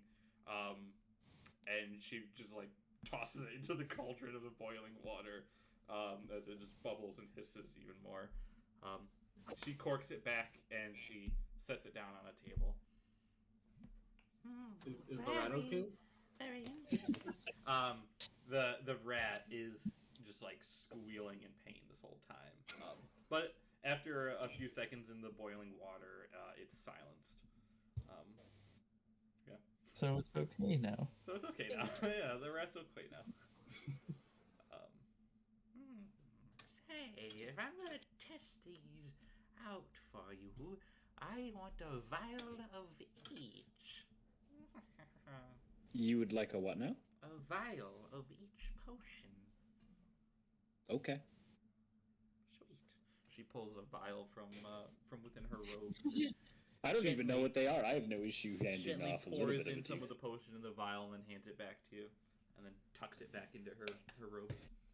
Excellent. So it causes extreme muscle growth at the expense of pain, much pain, and bodily distress. I can't say I've seen a potion that does something quite like that. I've seen a potion that those male humans use, and it does expand their muscles, but not that much. Is it a light blue, pretty small container? It's actually a large jug. This All hurts right. in more ways than it should. Alright, so I guess I'll hand her the blue potion now. The one that boils on contact with the air. Okay, yep, she uncorks it. It begins boiling. She dips a little bit into the cauldron there. And a giant, like, just puff of gas and smoke just fills the cave. Oh no. Everybody roll a Constitution saving throw that's inside her. Oh. Me, Maddie, and Cloth. Yes. Kill the kid. No! That's a natural one, so that's a 4. Oh no. Oh my god. Cooper's gonna die. He's not even in combat again. Shit. You got a nat 1, Cooper? That was a natural 1, which brings me up to 4. Maddie, no! We can't both do that bad. Wait, what did Maddie get? A 3! You didn't roll a nat 1 though, did you, Matt? Did you, Matt? No, I rolled a nat 2. Yeah, Holy Oh shit. my god, that's So- impressive. Okay, so you got a 2. Cooper got a 1. This is very lethal. Okay, this isn't that we're bad. Cloth got a 1, and the hag got a 1. What? What's about to I'm happen? the only one that didn't do a 1. Holy shit! How did I rolled 2 nat 1s right there? Oh On god. 2 different That dice. It's gonna be a new massacre. We're gonna hear an explosion in the distance. Everybody is coughing. You can feel something inside your lungs. Oh god, is it COVID? No, that's not. That's more of a head cold. Something inside their lungs. As the hag reaches back, she's retching. She recorks the bottle and quickly throws it back towards you, far strider, after she took a little sample as well before she poured it. And she's kind of just in her little robe, digging for something as she's just coughing. She takes out a little vial, uncorks it, and just downs it, and then throws the empty vial into the cauldron. Got me for the rest of the As class. the smoke starts to dissipate into that orb that she's created. Okay. Ah, nasty little bugger. You want some? Yeah, it was just whiskey. I like whiskey. I'm quite content. Okay. Alright, what's your next one, darling? You know what? I wouldn't show it to a normal old lady, but you seem incredibly knowledgeable. But I gotta warn you, I don't think this last one's a potion, so much as it is a living creature that happens to be stored inside of a potion bottle. Oh, interesting. Yeah. I'm gonna, set the black one down on a table and, step away. I don't want to be near her when she opens that. Okay, she picks it up and she kind of twirls it. The black goo inside is kind of just trying to climb around on the walls of the little bottle. She's looking at it. I see. Perhaps this one will just take a sample. She takes out a vial and a pair of very long, skinny tweezers. She uncorks it very carefully. Takes just part of the goop out with her tweezers and corks it back and places it in the vial and seals it.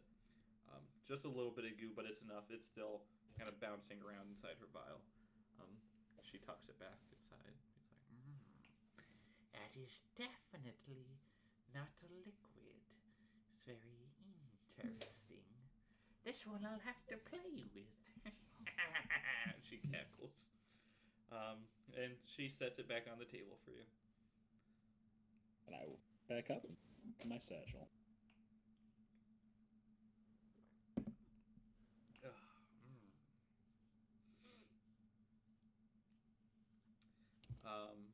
Is that all, dearie?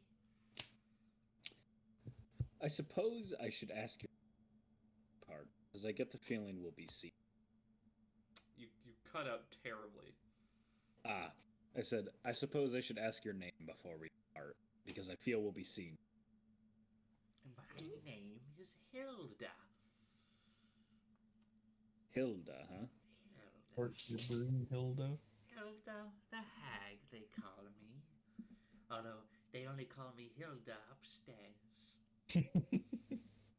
Oh, it's a pleasure meeting you, Hilda. Oh, you too, dearie. And take it easy on that pipe there. I wouldn't want your lungs to give out. Oh, we'll see. You owe me that favor, don't forget. And anyone who doesn't hold up that bargain with a hag. Poor Bert there, he ended up in the cauldron. I'd prefer to avoid that. Let's,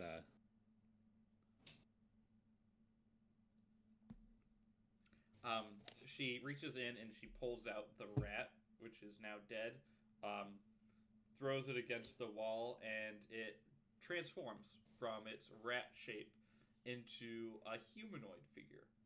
However, it is still messed up. It's like giant hulking arm. It's like the Hulk. Imagine the Hulk, just not as muscular, maybe just a little toned down, and not green, but like red from just like bare muscle and like veins and stuff. Creepy. But he's dead. He's a little seared. All right. He's a little nasty. I'm gonna take a second to switch to my earbuds. My headphones are dying. Okay. R.I.P. Cloth is dead. But let's not tell Cooper.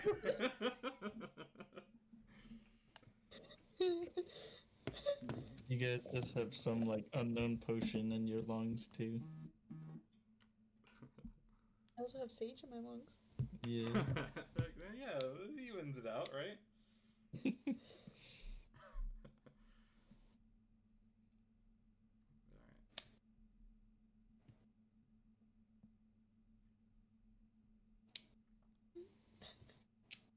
Nope. He's trying. Oh. Oh. He's thinking about it. You got this. You can do it. You can do it. Why is he kissing them? Good luck. That's his good luck charm right there. He's like, oh, work great for me, guys. We got this. We can do it. While that's going on, can I look for some holy water in the church real quick? No. Yeah, we can move over to you're going to the church there? Yeah. Okay. Eli, where would you like to go as well? We'll see where everybody's going. I'll go to the church. You go to the church as well? Okay. Dan. What are my options? Let me pull my paper back up. So there is the general store. There's a tavern. There's a blacksmith. There's a fisherman hut. There's the docks. There is a storehouse next to the docks. There is a stable. There are some animal pens, and there's an apothecary and a church. Let's go to the general store. Okay, you can go inside the general store. Okay. Hell yeah. All right, so we'll do Carl and Eli at the church. Okay. So you guys walk up. It's right in the center of town there, right next to the general store. It's a very small church. Looks very impoverished, very poor. But as you guys enter, there is a very tall elf. He's very skinny. He's very pale. And he's standing at the far end of the room behind an altar. And there's a few village people kind of sitting in, and it looks like they're all praying.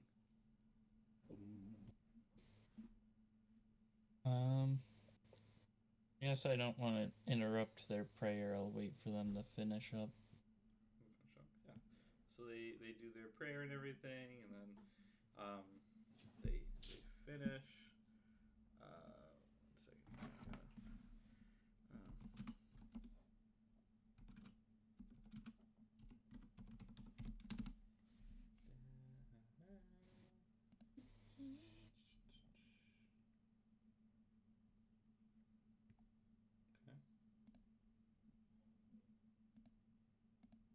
Shantia.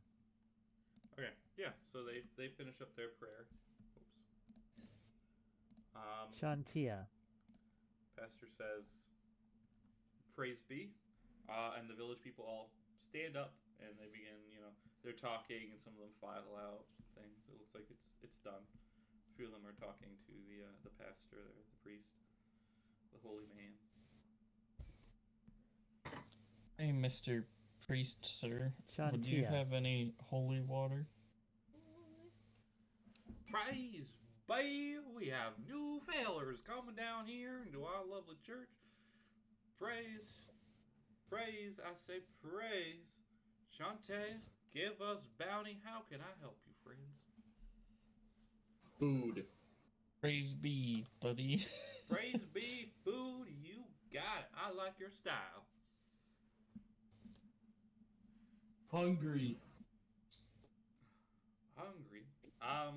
Do you come here on our Sabbath seeking the good fortune of Shantae? Yes. Well, get this man a ration. One of the guys in the little Congress there is kind of looks over and he like pulls out some beef jerky, some just like dried jerky, and offers it to you, Eli. I just take it and start eating. Start eating, yeah. You guys can see like the decoration in this church is all kind of like food and hunting based. Came to the right place. So yeah, it's all like there's kind of pictures and symbolism of like the sites and like hoes and harvest and things. Carl, roll a history check, I guess. Yeah. And you can do it as well, Eli. Do a history check. 14 for me. 14. I got a 5. 5. Okay. Eli, you have no idea what's going on. But Sir Bertilac, you recall that Shantae is the goddess of kind of like life and bounty and harvest. So she's kind of the embodiment of all things kind of like agrarian farming. Hmm.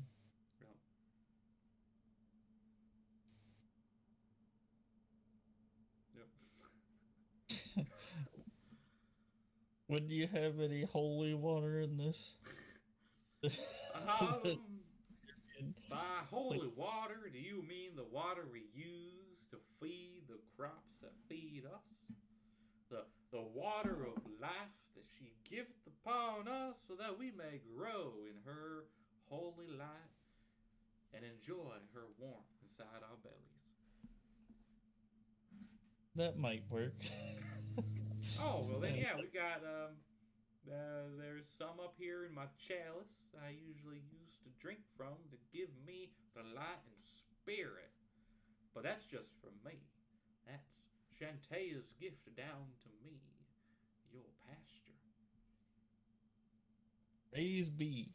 Praise be, you said it. Now, I will say, you seem like a very fine folk. Thank you. I am at that time where Shantae is calling on me for a journey across the lands to spread her love. And in my steed, I need a new pastor to take over this here church. To take over spreading the great holy word to these fine people in Deer Peak. Oh, I wish I did it. I would have burned that place to the ground. And I think you would be perfect for it. And the perk is you get this here chalice of holy water.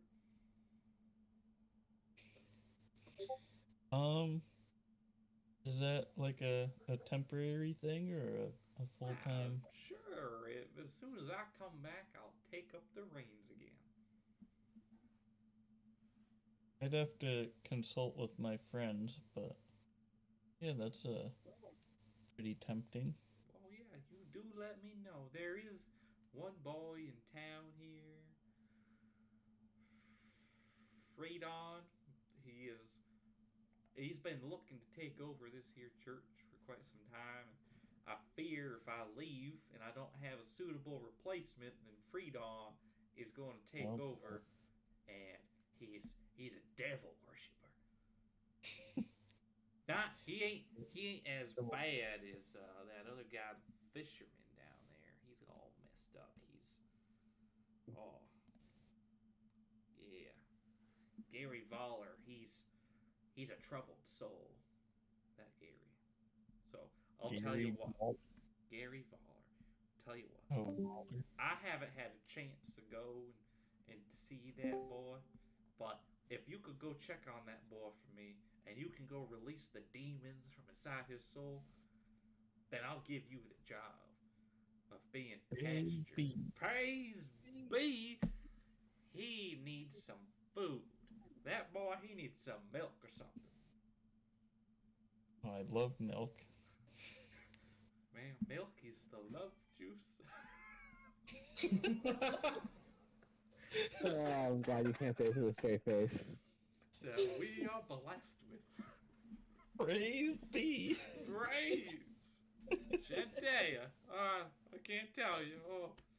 Oh, it gets to me sometimes. So, like I said, you go take these demons from that poor Gary boy. And it's all yours. All the holy water and holy food and milk you need.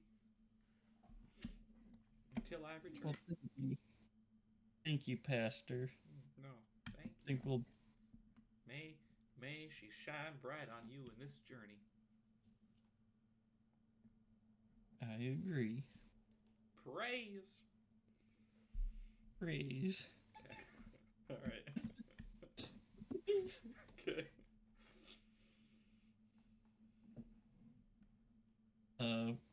I'm gonna head out, I think, because it seemed like everything there, and then just meet up with everyone else again. Yeah, as you're leaving, the few people who did stay behind are all cheering, and some of them have like tears coming from their eyes. They're all patting you on the back as you leave, and one of them's like, "Yeah, Pastor Dave, we're gonna miss you, man. We're gonna miss you, Dave." Yeah. All right, Eli, are you doing anything during all of this? No. Okay. All right. Are you gonna leave with Sir Birdlick there? Yeah, I've had my fill. I can just imagine your character's gospel. So one of the guys is standing at the door, and he's handing out little flasks as everybody leaves as well. So as you guys go to the door, he hands you a flask. Oh, nice. What's this, buddy? Oh, it's her Lord's milk. We drink it every day after our prayers. Straight from the Lord's bosom. Oh. Praise be. Praise. Drink up now. Oh, thank you. So, you guys now each have a flask of milk. Oh, yeah. You do remember seeing it's actually milk. The pastures outside, while you were approaching town, did have quite a few cows in them as well. So. No. And goats.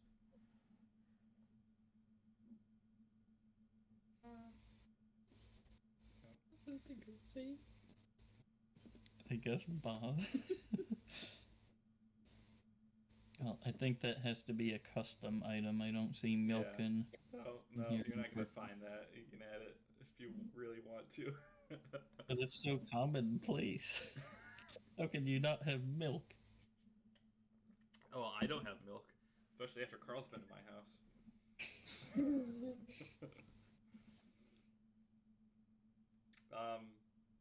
Let's jump back real quick. Cooper, because you took your headphones off before I could finish with you. So you were done with the hag. You were getting ready to leave, correct? I believe so, yeah. Okay. You turn to see Cloth. Um, she's standing there, just standing there. But her eyes are sort of like glazed over. Oh boy. Yeah. Oh boy. What? That's all I wanted to say to you. Just God damn it. What happened to Claw? Gonna crouch down for just a Claw. You there? Hello? She's just like staring forward. Her eyes are just She's still breathing fine. Yeah, she's still breathing fine. She's still in there. She's just If chilling. I try to pick her up and walk away with her, Yeah, she's fine. She almost has like a slight smile as well. She seems kind of pretty content, maybe a little happy. Oh boy. I'm gonna turn to Hilda and just what did you do to her? What's going on here? I didn't want her to see anything or anything, so I cast a spell on her. So she's in a happy place right now. Will it end? Oh yes, yeah. Once you leave the house, she'll be fine. Okay. I'm not evil. Unlike other All right. hags. Anyway, ta-ta, farewell. Okay, I'm gonna pick her up and carry her back up the stairs and out of the hut. Yep. As soon as you leave the hut, she's back to normal. Okay, that was strange. She kind of is looking around like she's very confused. She doesn't know what happened. Yeah. Don't worry about it. She just takes the dried rose and just shrugs. Yeah. That's the appropriate. Alright, so there's that. Dan, you and Jeff are at the general store. Okay. All right. So what were you doing, Dan? Me, I want to just walk in and kind of just peruse, see what they have. Yeah.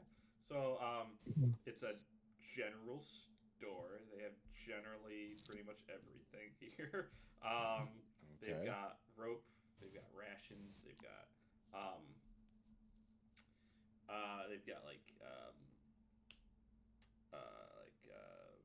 torches and lanterns, tinderbox. That's what I was thinking of. They've got some clothes. There's a disguise kit. They've got some what looks like jars of like healing salve. There's some potions. They've got passions. Some like arrows, bolts. My next question is, how many people are inside the store? There's I'm probably in the store. There's the clerk, the man behind the counter, still writing in his book, and there's like 4 people walking around shopping, just like trying to find items, inspecting things. Damn it. Okay. Yeah. All right. Jeffrey's out back helping the kid unload the cart. All right. This kid's still talking my ear off. He's still talking about things you might find in the chest. Oh my. Okay. One day I was looking inside this chest, okay, and I opened it up, and like my grandfather said, don't open the chest, but I wanted to open the chest. No. Opening a chest is really cool. So I opened up the chest, and there's like a set of old dentures in there. It was really gross and That's weird. gross. Of course, they're like wooden, and like I don't know how you'd wear those without getting splinters in your mouth. Like I got a splinter the other day when I was picking up a crate, and ow, I just got a splinter from this crate too. But anyway, like I was going through his chest, so he's just going on about things. I'm just kind of playing into it, like, no, wait, really, come on, whoa, just like completely like just bouncing off of him with no. He has zero regard for me, but I'm just doing it to entertain myself. Can I go around back just to like try to find Jeff? Yeah. So yeah, you can see him there. He's just the backside of the general store there. He's taking crates and things off the cart and taking them into like a little storage shed behind the shop. All right, and I hear the kid like rambling. Yep, the kid's right there taking supplies with them. He's just rambling on and on. Oh, all right. He just will not shut up. Okay, can I? What the fuck are you about to do, this kid? Can I use the command spell and tell him to just be like quiet, so he stops talking. Let's look at the command spell. Let's see what it Well, requires. I think it's an intelligence or saving throw or something like that. Wisdom saving throw. Wisdom 14. Okay. Okay. I really want him to pass, just Okay. to be like. This is a waste of a spell slot, Dan. I hope. Yeah, I agree. I'm just, In I'm this just moment, fucking He fails. around. That's all I wanted to do. So you just Is command he him just to shut silent up. now? Yeah, pretty much. Silent. He's silent for a little bit. Not that long.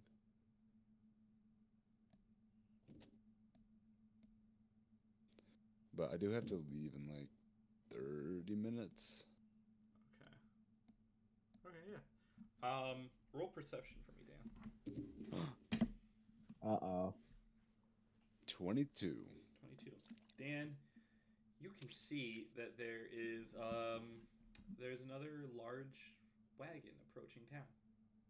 Ooh. You can just see it on the hill as it comes in. It's a very large wagon. And it's being pulled by like 6 kind of buff dudes. Damn, they got the rock out there. Yeah. Just 6 of them. 6 buff They're all dudes. Yeah, 3 and 3. I'm singing this. With All the- just singing with this the song rope. as like a. Yeah, and they were just carrying this really large. It looks like a small building that they're dragging on wheels.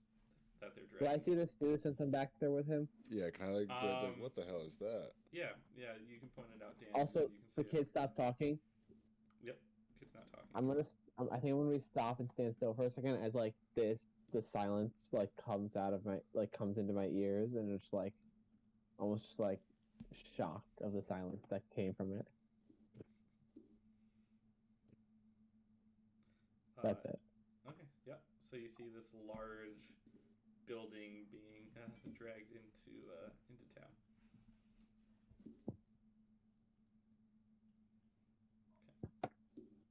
What do you think, Dan?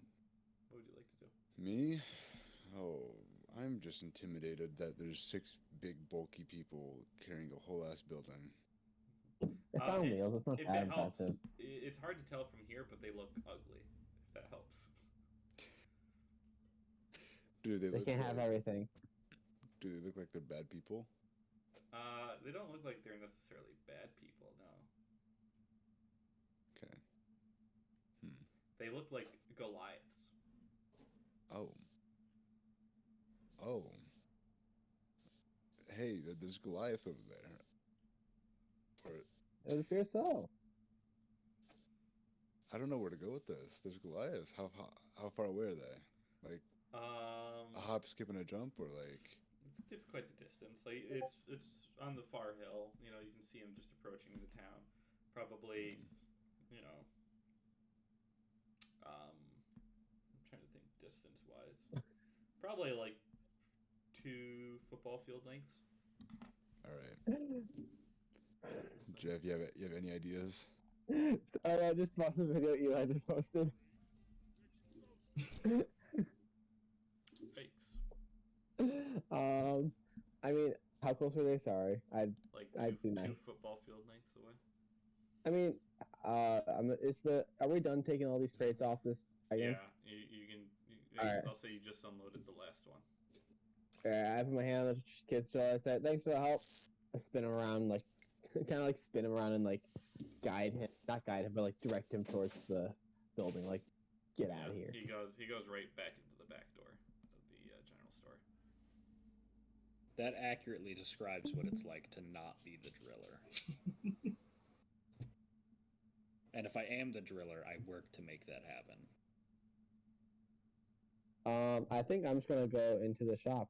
Would the armor be at the blacksmith's or here? The blacksmith. If I need her. Yeah. Okay, never mind. I don't need to go in there. I don't have any more business at the. Actually, I probably need to let the guy. Yeah, I gotta go let him know that we're done. I'm gonna go let him know that you're done. Otherwise, we don't get our piece of paper. Okay, yeah. So yeah, you tell him all done. He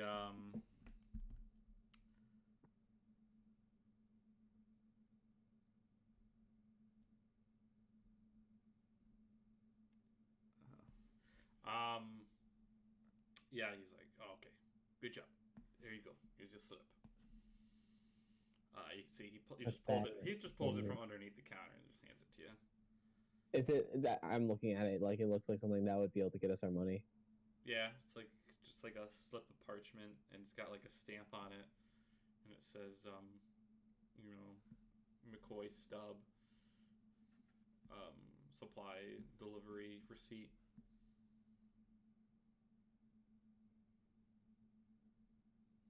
Yeah, it's just like a little stub.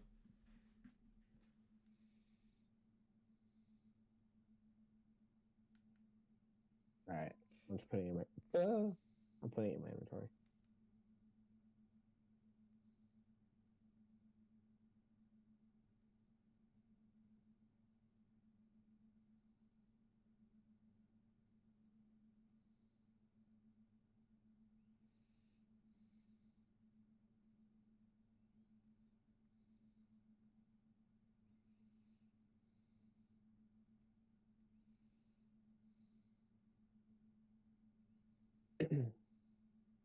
All right. I had to put McCoy receipt in my inventory. Now I have it.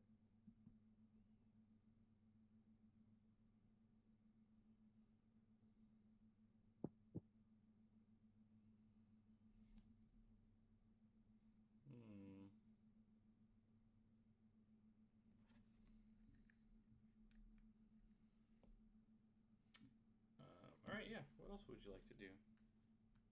I'll go over to the blacksmiths. I want to see if I can get some better armor. Go to the blacksmith. Okay. How about everybody else? Where's everybody else at now? We're all kind of caught up. Blacksmith. Blacksmith as well. Okay. Yeah, I want to go to the blacksmith too. All right, everybody's gonna meet up at the blacksmith then. Okay. All right. Yep. You all approach the blacksmith. It's kind of like an open building. You can see there's a dwarf, a little hill dwarf, who's just hammering away on some tools. It looks like it just came out of the forge. He's sweating. He's got a big apron on. He's just hammering away.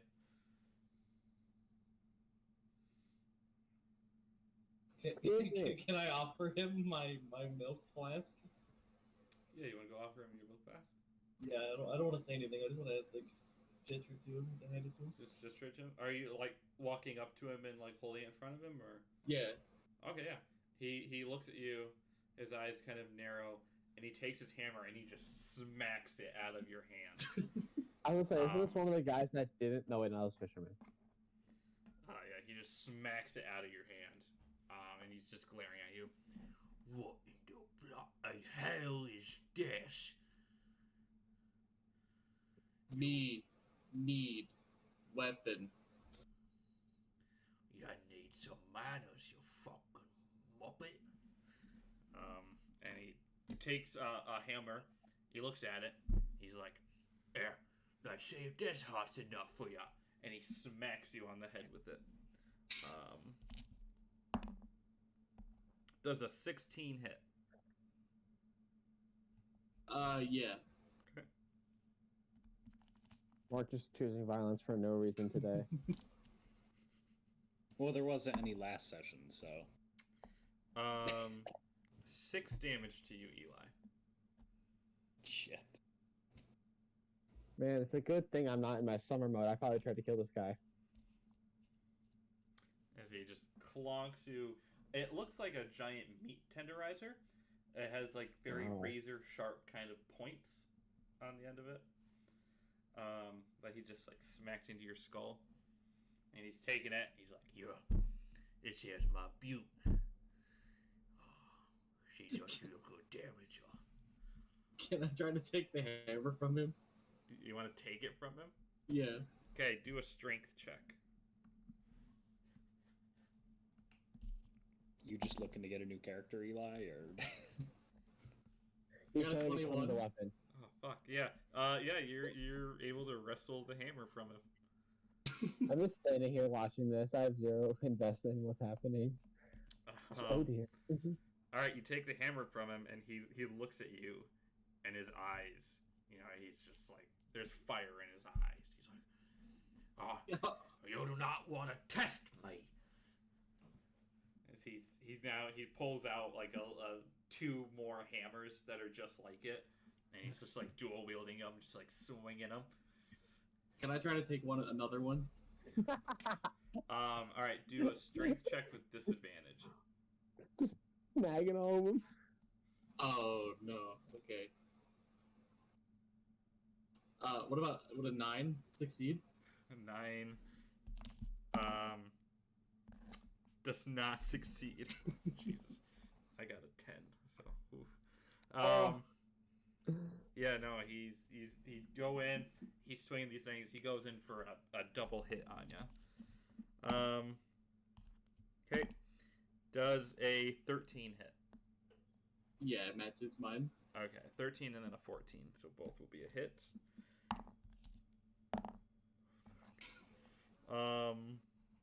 13 damage. Yikes. I'm knocked out. Yeah, he just goes a 1-2 right on your face. Just knocks you out. He goes over and he picks up his third hammer and he's putting them in. He's like, "All right, the lot of you, fuck off." And he unravels a rope, and this wall of like metal chains falls down, closing off his shop. I'm assuming Eli's still in there.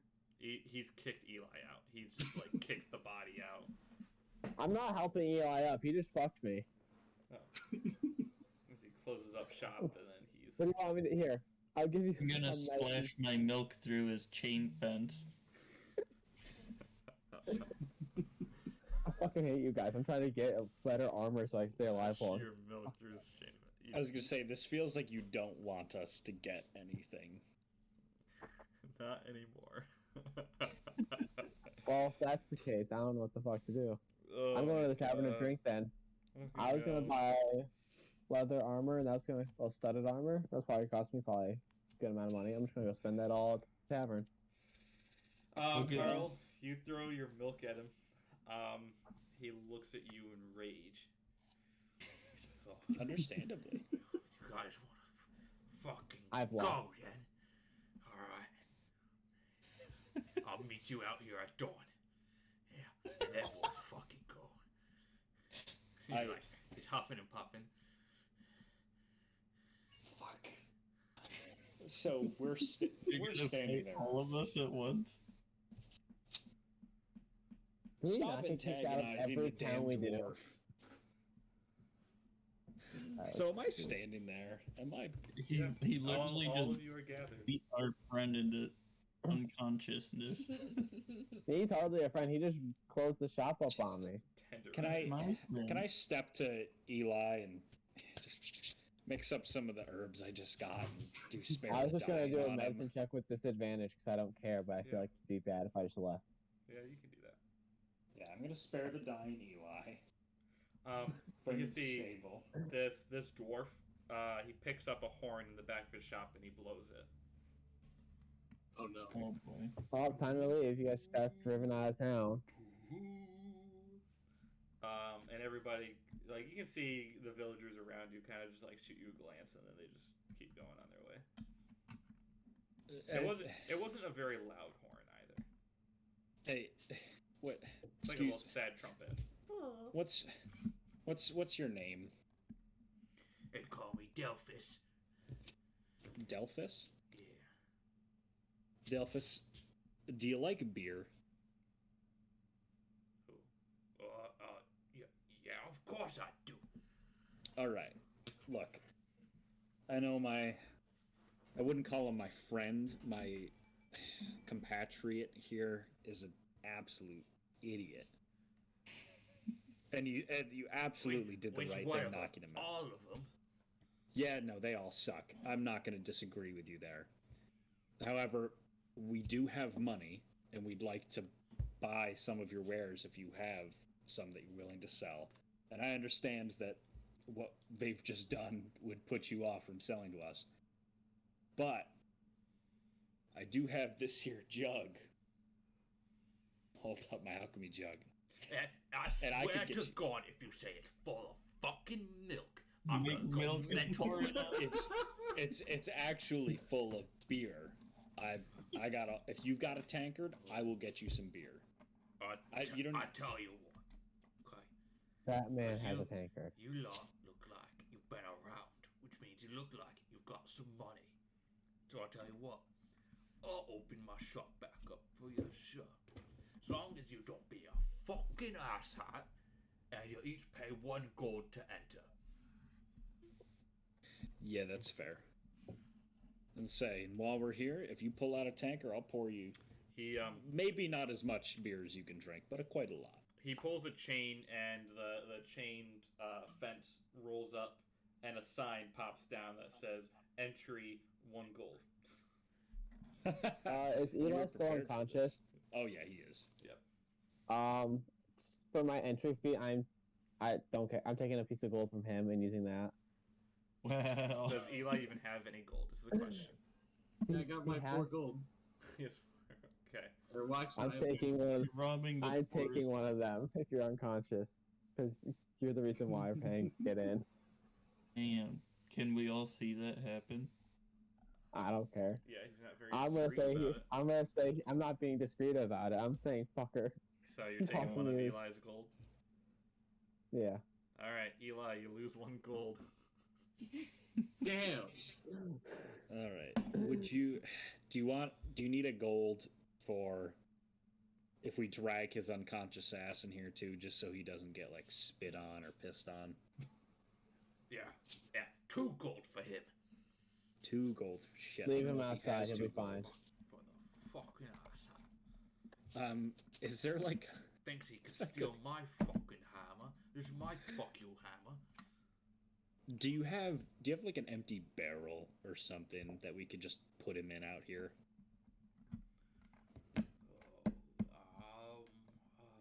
I've got You're Goliath, aren't you, Eli? I've You need got something much bigger than a an barrel. wouldn't empty we? cart. Like a mine cart. I got a mine cart. Shove him in there. Sure. He's a big I don't know boy. who's playing. I ain't no afraid of no big boys. I can still bonk them.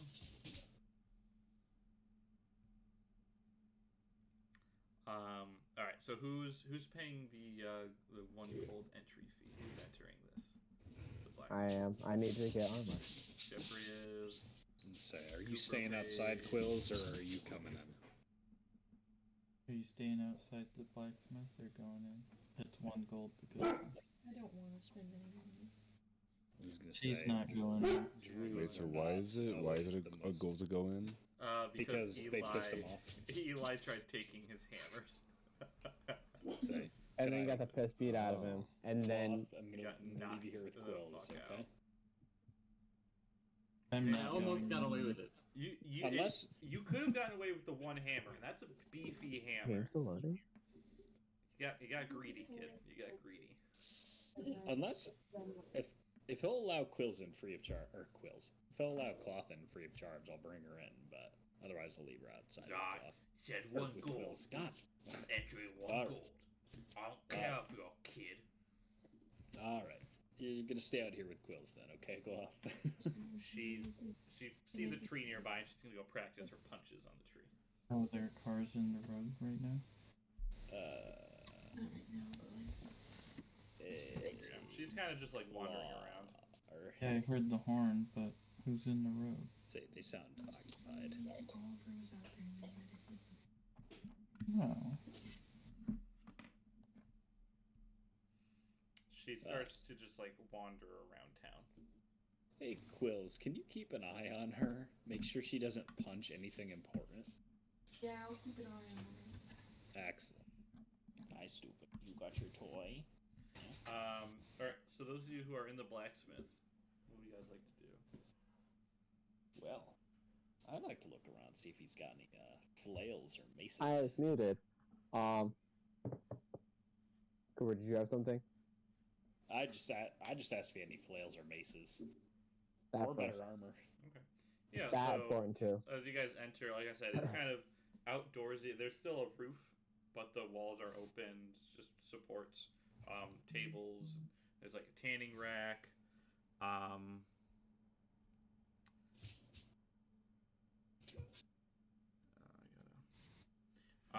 Tanning rack. There's like some tables. It looks like he's working with a lot of leather components. Some handles for tools and things. I see some leather armor kind of hanging up. You do see he's started working with a lot of like chains, interlinking chains. Looks like there's a partial chainmail armor set that he's been working on. It's looking near completion.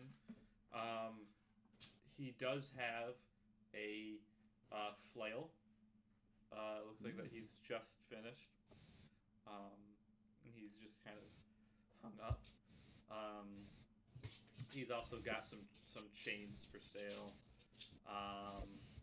And he has a little collection of short swords, daggers, and there's a long like pole arm. So I'm gonna walk over to that flail and take a. Mark, this partial chain armor, would it provide any more armor stats? What leather would it at this point? With the current state that it's in, it's unfinished, so it would be unusable until it's finished and fully assembled. It still looks like it's in parts, and they just have to be like attached and finalized. But it's looking like it's near completion. Okay. Yeah.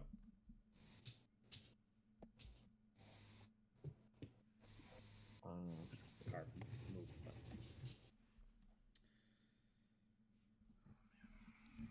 So, yeah. Oh, he's back. Hello? Who did that? He just woke up. It was Eli. What? Whoa, now. Whoa there, both. Settle down. Too active for a cadaver. Alright. So that's what he's got in his shop. He's also got some bows, longbows, arrows, and a crossbow as well. Some bolts. Longbow piques my interest. As does armor. So, yeah, that's what he's got. Alright. Hey man, how much for the longbow and some arrows?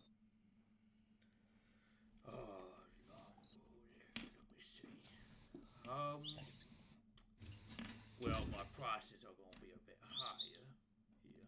Well, obviously, because of what's going on. Let me see.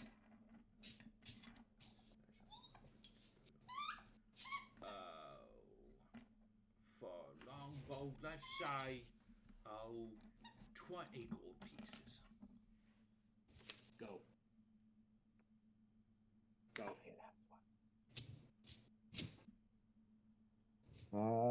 Alright. Thanks. I'll think on it.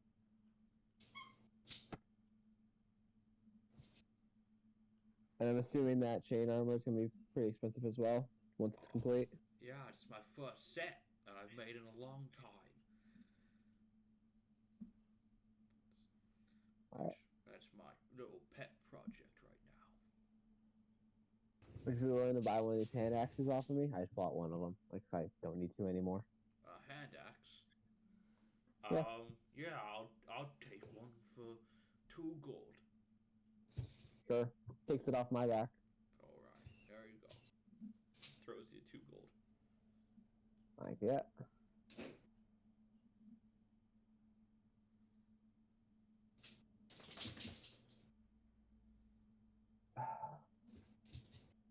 Well, I don't have much I can do here because I can't afford anything. So I can't even afford a bow. So I'm gonna leave.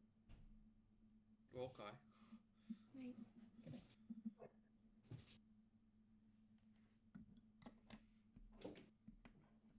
Alright, anybody else buying shit? So he's I think got... Cooper should open that bottle in his shop and leave it in there. No. Which one? The one that made him stuff. I'll open my alchemist jug. I'll pour him some beer. Yeah, he does. No, He does have a tankard that he's pulled out. So I meant the blue one. I'll pop open my alchemist jug, my alchemy jug, and start pouring some beer for him. Okay. He kind of takes a little taste test. He's like, "Oh, yeah, this is better than the local shit. That don't taste like piss. This is good stuff." I'm glad to hear it. So I see you've got a flail up there. Now, not gonna lie, I'm not too confident in my ability to swing a flail around as cool as I think it would be. Do you happen to have a mace? Mice. I made an order that had a mace in it a little while ago. I think I had some spare parts. What did I do with them? Let me look real quick. All right. Yep, I've got the parts to make a mace. It'll take me one day. Okay. Yeah, no, I'd gladly... I'd pay you for a mace. Yeah. That's 5 gold. 5 gold. All right. It's a bit expensive. I mean, I've got a lot more beer in this jug, you know? I think I stay a little longer, I pour a little more out for you, and you bring the price down just a little bit? I'll bring it down to 4 gold. That's perfect. Alright, deal. Keep them drinks coming. Glad. Who knows? Maybe we'll go down to 3. Depends on how much I drink. Well, I got a few more gallons left, so you... He holds his hammer up to you, he's like, I'm just fucking kidding you. Well... But do keep them coming. I will. Yeah. So, yeah, he's drinking. He's looking happy. Excellent.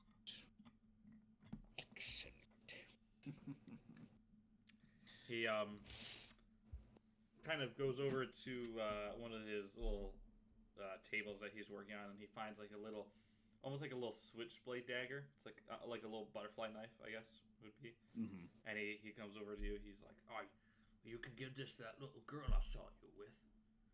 Maybe like she could use it to protect herself from that mean old fucking Goliath there." I like where your head's at. I will gladly give it to her once we're done here. Yeah. Speaking of, while you guys are at the blacksmith there, Quills, you were watching cloth, right? Yeah. So she was just kind of wandering around town, and then she started heading down towards the docks. Did you want to follow her, or? Yes, I'd like to follow her. Okay, yeah. So she goes down to the docks, and she's just kind of sitting there at the edge, you know, sitting off the edge with her feet dangling, and next to this fisherman who's just fishing. Yeah, I go sit on the dock too. Yeah, sit on the dock. Yeah. She's Cool. just chilling. This fisherman is just staring off into the distance, holding his fishing rod. It's not even cast. He's just holding a fishing rod there, just staring off into the distance. Okay.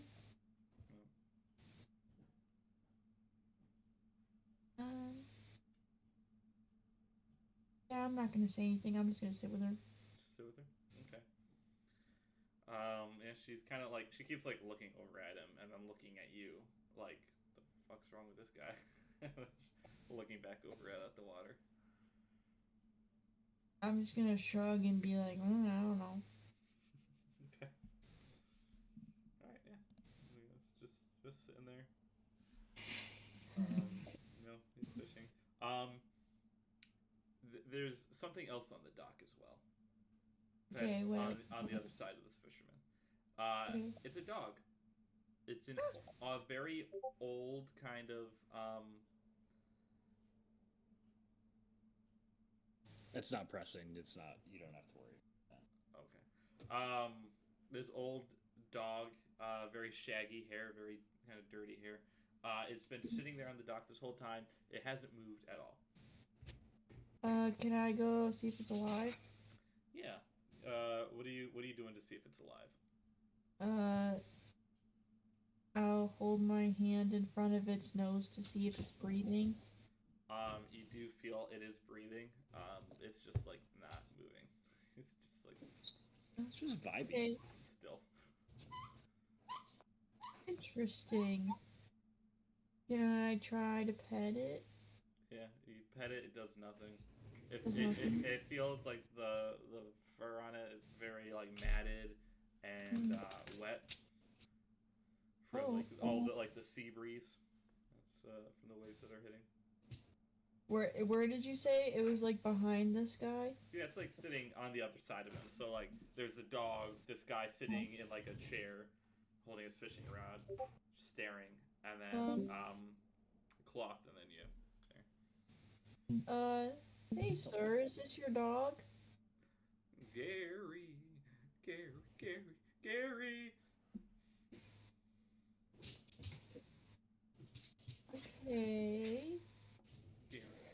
And he's just like starts like freaking out in his chair.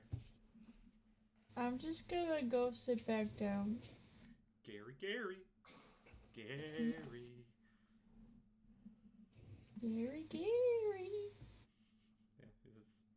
he's just saying Gary over and over again. Yeah. Well, you said you're gonna sit back down? Yeah. Scary Gary. Okay. Yeah. He's just sitting there staring out at the ocean, and he's like looking up at the sky. Cool. Okay. What's cloth? She's still sitting. Yep, she's still sitting and chilling. She's kind of looking at the dude, and then she does like the crazy thing while pointing at him. Yeah, I'm gonna nod my head in agreement. Yeah. Yeah. So, she's just sitting there enjoying the ocean. There's a slight breeze. Sometimes when the waves come in, it'll like get her feet wet and stuff. So she's just enjoying it. Right, me too. Okay. Blacksmith crew. How's it going over there? Carl, did you enter the blacksmith, or what are you doing? I did not. I'm just hanging out with Bungus outside. Oh, okay. Yeah, is there anything you want to do, or are you just chilling? Is Bungus unconscious still? Yes, I believe he is. I'm gonna use one lay on hands point so that he's conscious. Okay, he wakes up. He's conscious now. What's up, Bungus? Yes. Hey. You got hit pretty hard, huh? Head hurt. Yeah, Bungus, your head is now slightly misshapen. Yeah, we might want to get that looked at, Bungus. Bungus. Nah, be okay. Alright, well, what do you want to do while everyone's checking out the shop? Me go back to sleep. Alrighty, fair enough. I'll just hang out here. Go back in. Go back to sleep. Alright. Are you just gonna sleep right there, Bungus? Yeah. Okay. Just sleeping on the ground. Alright. Can't believe Dan left us. Dan did leave us. Well, he's got school and stuff tomorrow. Yeah. He's got work and stuff. Alright, yeah. So there's that. Blacksmith people, what are you guys doing? Jeffrey, you walked out, right? Okay. Cooper. If possible, I'd go straight to the. So I imagine I'm running out of beer. Yeah, he's drinking your beer very fast. So there's only 4 gallons in this jug. Yeah. He finishes it all pretty quick. I'd say I've paid him for to get a mace commission.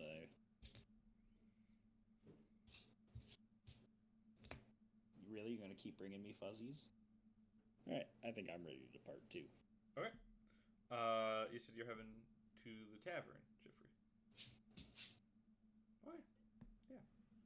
You can head over to the tavern. It's a pretty basic tavern. It's got seating area downstairs. Got stairs, goes up, has several rooms upstairs. There's a young woman tending the bar. It's probably about early afternoon right now. That's perfect. I'll be trash fed. I'm gonna go to bed. So you're just gonna sit there and drink? Yes. I'd like to also get a room before we start, so that way I don't have to try to go in later. Okay, yeah. She offers Only you a me. room for. Let's see.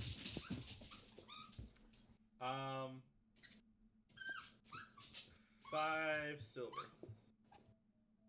Okay. In that case, I'm going to get. So it's 5 silver. Where's my silver? There it is.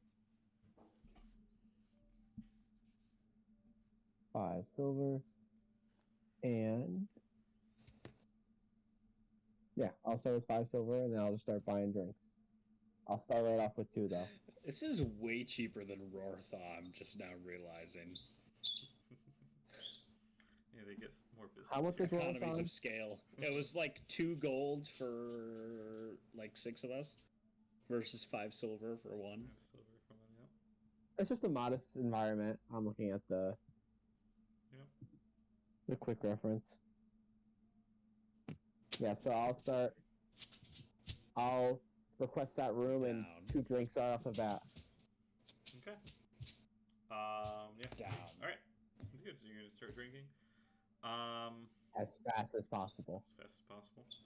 Okay. Those 2 need to be gone before anyone else steps into this building. Whilst you're drinking, this large building that's being hauled into town finally approaches the town square.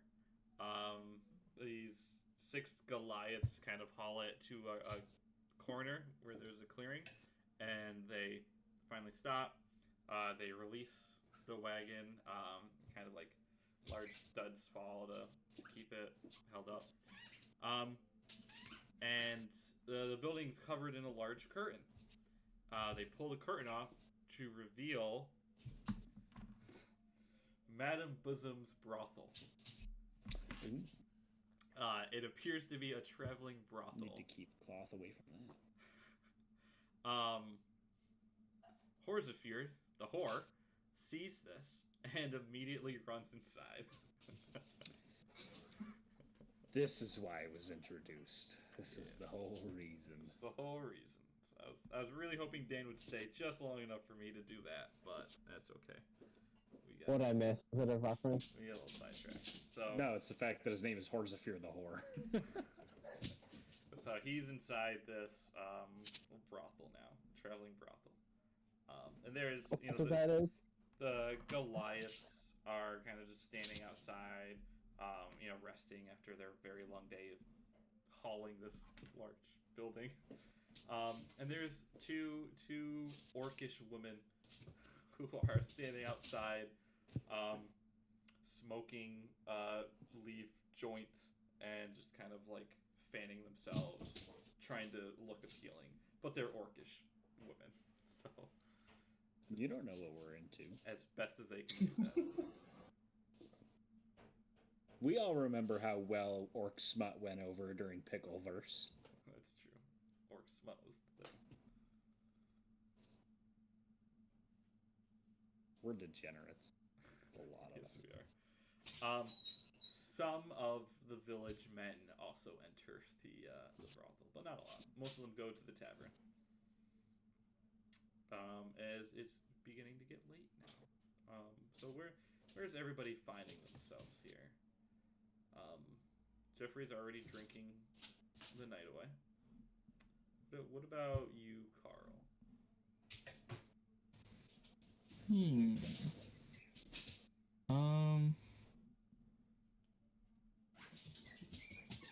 I guess I'll go to the inn and get a room there. Go to the tavern room? Yeah. You go in. The barmaid, she says 5 silver for a room for the night. And then that's one drink on the house when you get that. Oh boy. What is it? Is it mead? Yeah, mead. Perfect. Mead, or we've got milk. We've got. Ooh. Did just use up all my milk. We just got a shipment of wine in today. So. Cask of wine. Good. Cask of Amontillado. No, I'll pass then. I'll take it. Okay. That's not free with the room though. By the way, your room Only locks the from mead the is outside. I'll take the mead then. Okay. And subtract the silver. Yeah, minus 5 silver.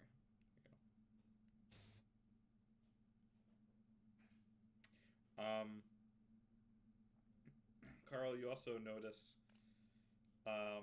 the cart is in front, or well, it's kind of like on the side of the general store now. It's not where you guys left it. And there's also no horses on it. Or connected to it. So, that might be a problem. We were supposed to return the horses, right? With the cart. Aye. So we just don't. Yeah. I'm gonna go investigate that. You go investigate. Yeah. Okay, yeah. You just want to like look around to see where the horses went, or what do you? Yeah. Okay. Back behind the tavern is the stable, and you can see it's empty except for 2 horses, which are just laying into this large hay pile. They are 2 horses? They are your 2 horses that are missing. Yep. They've just gone over into the stable and just helped themselves. Well, good for them. I respect that. Yeah. I feel like that one horse can, or whatever it is, can handle himself, so I'm just gonna let them do their thing. Okay. Alright, yeah, they're chilling back there. They're loving it. So. Nice. Alright. Okay. We're still sworn enemies, so. He sees you. He kind of looks over and is just glaring at you again as he's munching on the hay and the straw. Right back at you, buddy. Alright, I'm gonna go drink my mead. Go drink your mead? Okay. What is Quills doing? Well, what's Cloth doing? Cloth is finally standing up.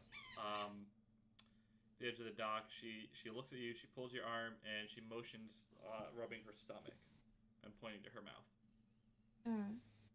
Alright, dearie, let's go to the tavern and see if we can get you something to eat. Okay, yeah. She follows you to the tavern. Alright. I'd like to go on in and go up to the barkeep and ask if they have any food that I can buy. Oh, sure, yeah. It'll just be 3 copper and we'll feed you for the night. 3 copper. We gotta feed me and my dear little friend over here. Okay, then 6 copper. We'll feed you both for the night. Sounds good. If you need a room, that'll be 5 silver. Yes, I suppose we'll get a room as well. Alright. Thanks. No problem. So, she brings over a glass of milk for Cloth there. You guys get some porridge, a bowl of stew. Okay. Delicious. Yeah. Does she eat it? Yep. She downs it pretty quick. She's just eating it with her fingers, just digging right in, making a complete mess. Her chin and face is just covered in food. You know. Okay. Well, that's good. I'll scarf mine down as well because I'm hungry. Scarf it down. Okay. Cooper, what are you up to? As the evening progresses. I'll find my way to the tavern, find quills and cloth, and get myself some food and try to get a room. Yeah. So yeah, she says the same thing to you. You know, five silver and 3 copper for food. Excellent. So, Eli, are you still just sleeping out in the street? Yeah, if it gets me a long rest, I'll do it. Yeah, Just you can, chilling. yeah, you can do a long rest in the street. Yeah. Fuck, I gotta break silver. Or I gotta break a gold. Okay.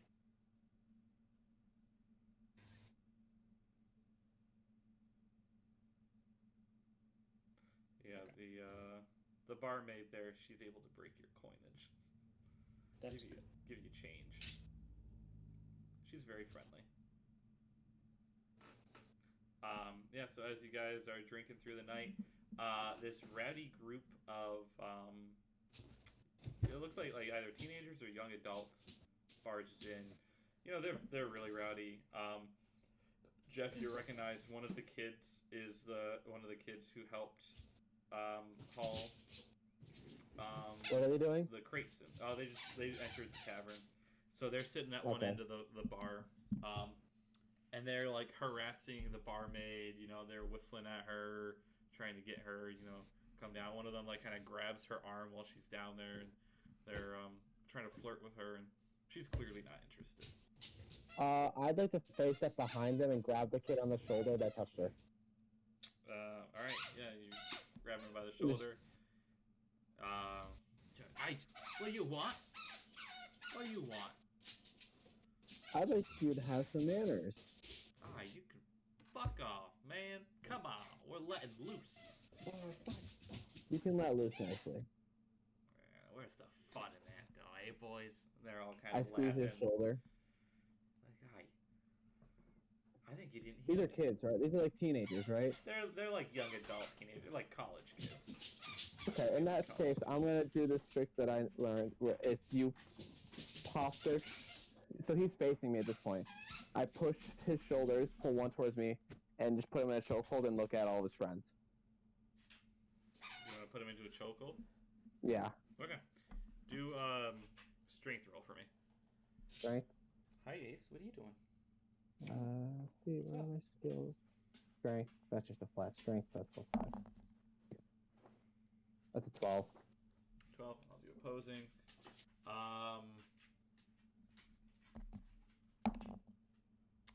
Oh, that's a nat 20.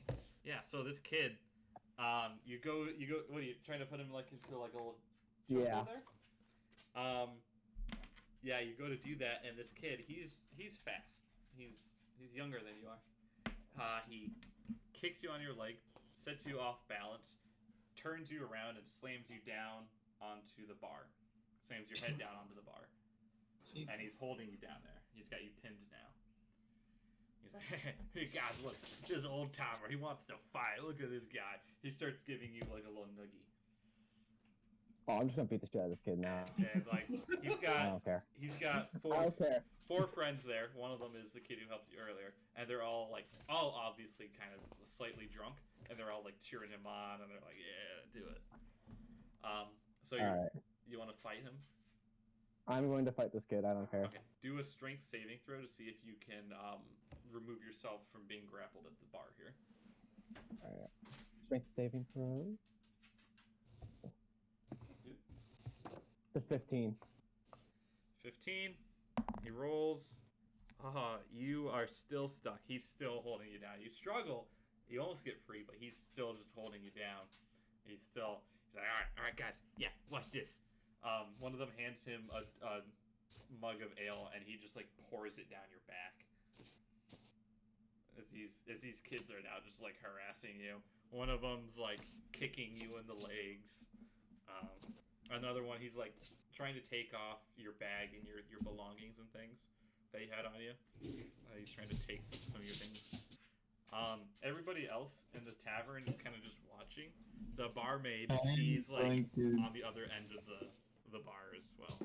She's just backed off. I'd like to intervene. You want to intervene? Yeah. Okay, what do you want to do? Kid.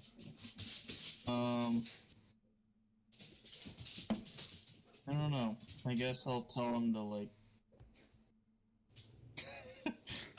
Hey, you! Let him go, guys! Stop it, you guys! Is that what you want to do? Is that what you're saying? I feel like that's not really in character, but I can't think of anything, so sure. Okay. Stop it, you guys! Yell out at them. One of them turns around. He's like, "What the fuck is that?" And he throws his mug of ale at you. It hits you, so you get hit with this mug of ale. You're now covered in this ale. Oh, sorry, buddy.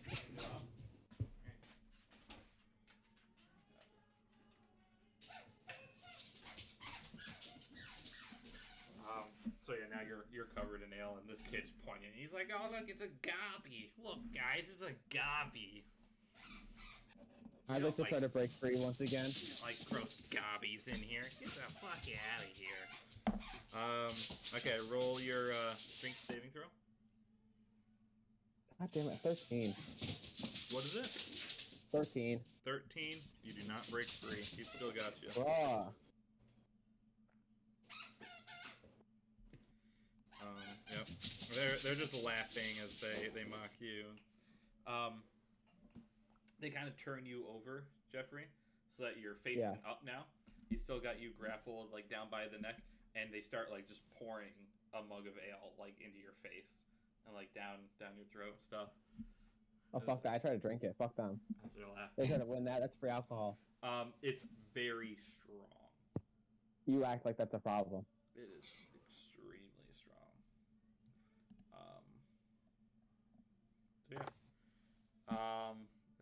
They're continuing to just mock you, and they're pointing at you, Carl, now, and just laughing at you. That's it. Stand and fight in single combat, you cowards. Okay. Please draw a weapon on them. He starts to walk up. He's like, hey, dog, you think you can fight us? Cloth is seeing this happen.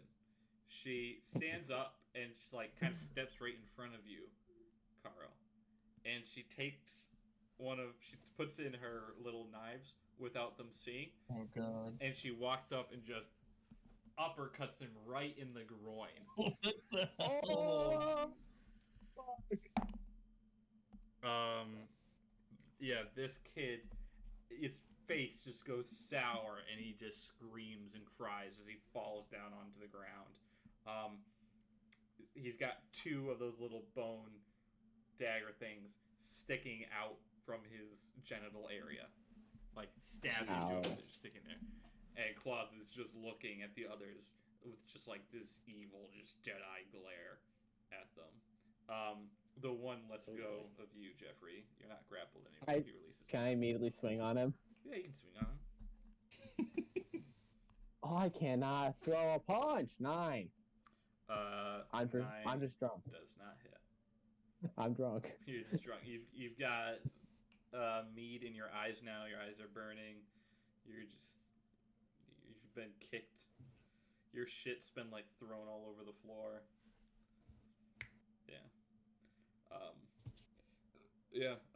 The one of the other guys is looking at this. He's like, "Oh, you little bitch!" And he runs forward to swing at Cloth.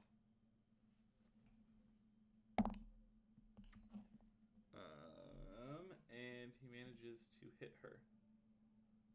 You hit a child. Now I have to get involved. Yay, bar fight. Yeah, I don't care if my child hits you, but when you hit my child, then I get involved. Well, I did care, but I was trying to figure out what exactly was playing. Yep. So he goes up and he just like weakly, kind of like a slap. It's just, it doesn't do anything. It's just like a little slap to her. She's gonna counter it. She punches him in the nuts as well. So that's two of the drunk boys down on the ground, rolling around. Okay.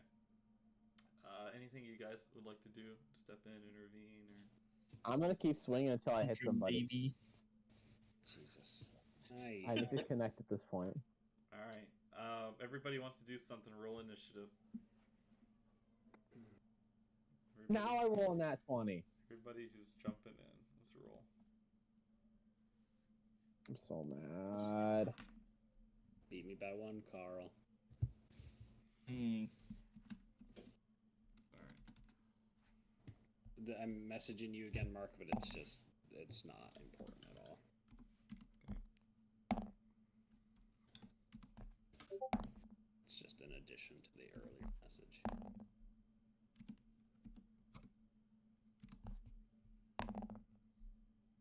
Oh god, alright, let's see. What's gonna happen? I should totally just set my hunting trap in the middle of the floor. Just put it on the kid's head. Oh my god. Like that fucking saw trap, Jesus. It does less damage than my punch, though, I'm pretty sure. It'll just be so funny to set a bear trap in the middle of a bar fight. Jesus Christ.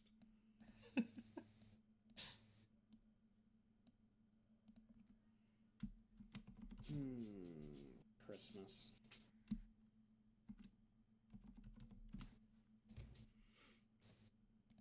Alright.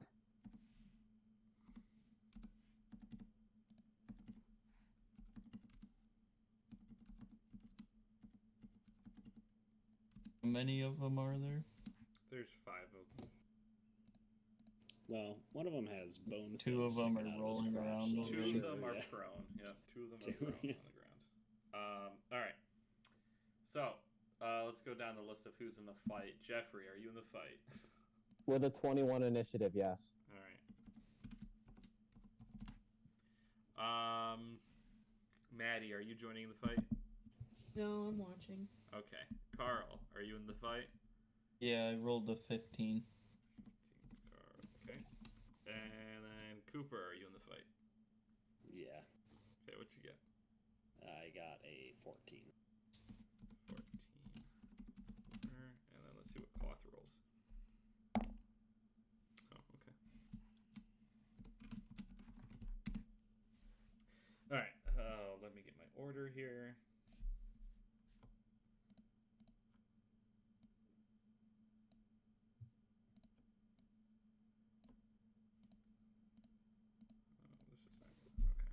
How old is your character, Cooper? I am like 30-ish. Is that young for a dragonborn? My understanding of it is they're basically human in terms of age.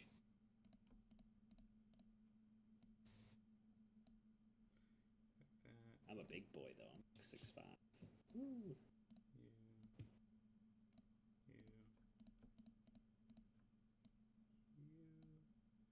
Alright, so Jeff, you're gonna have first go. Your turn. Alright, I'm gonna slug on this kid next to me.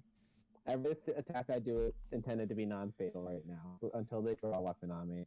Okay, yep, no, they're all just fighting with their hands. They don't have any weapons on them. They've just got their clothes and, like, coin pouches. Each got a coin pouch. Alright, I got a 20 to hit. A what? A 20.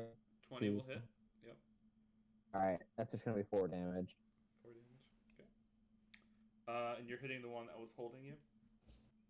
Yeah. Okay. So 4. Okay. Oh, goodness. Oh, you know, it automatically goes to the date. I'll take you out in a minute, pal. Okay. And is that your turn? I believe something I can attack twice unless I have 2 melee ones. So.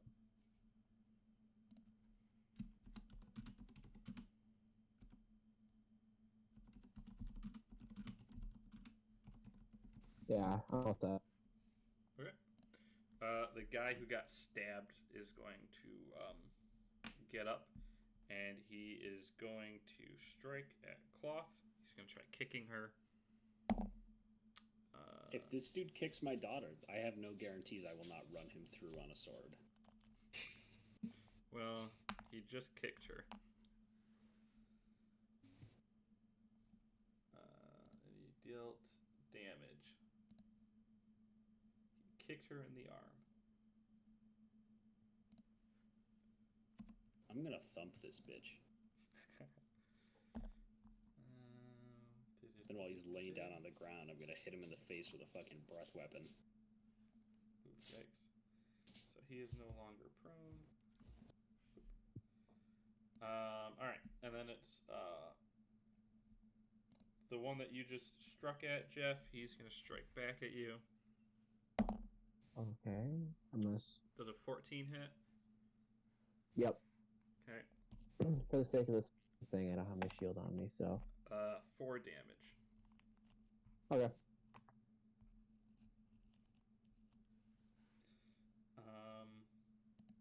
Carl, you're up.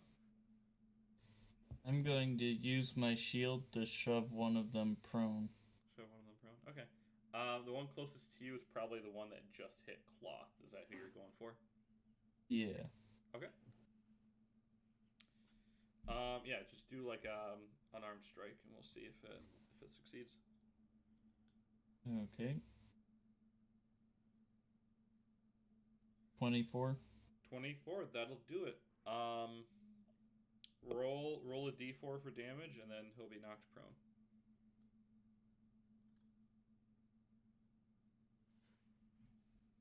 Three damage. 3 damage. All right. And so he is back to being prone again. All right. Anything else on your turn, Carl?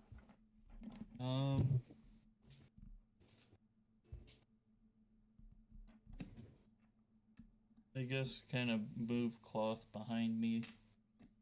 Okay, yeah, pull her behind you. And keep my shield out, but Okay. not really like. Just kind of stay the same general area. Okay, yeah, you can do that. All right. So that's Carl. Cooper. All right. The one that kicked Cloth is still up, right? He's now prone. He just got shield bashed by Sir Burlack. Ooh, I kind of wanted to do that. I firmly believe don't they that fail to save? I firmly believe that when a man is down, it's best to kick him. Oh, I absolutely am gonna Does come give over advantage. there and just stomp on him right in the chest. Stomp on him. All right. Yeah, you'll have advantage to attack. Hell yeah! It's not gonna do much damage, but these are children essentially. Yeah, they're kids. All right. Right. Well, that's a natural one. So God, I hope this next roll is better. That's a 22. That is a significant change. Significantly better. Yeah, you stomp on him. All right, 3 bludgeoning damage right on his fucking chest. That's what you get for kicking my daughter. Everyone looks in the bar looks at you as they put a dragonborn with a small human child. It's just Monsters Inc. That's all it is. I never thought of that. I just watched it last night, so that's why I put it together. I'm honestly surprised in any of the stories I've told Leslie about this campaign, she hasn't brought that up. All right. Anything else on your turn there, Cooper? No, I'll just leave my foot on his chest, I guess. Okay. All right. So you're gonna keep him pinned down. Yeah. Okay. One of the other drunkards is gonna come running at you, Cooper. He's gonna try to tackle you onto the ground. Does a 19 hit? Yeah, that hits. Okay. So he tackles you onto the ground for 4 damage. And that's a good tackle. Yes. And doing so, let's see. He has you grappled onto the ground now. Ooh. However, you are both prone. Oh. Okay. Cloth's turn.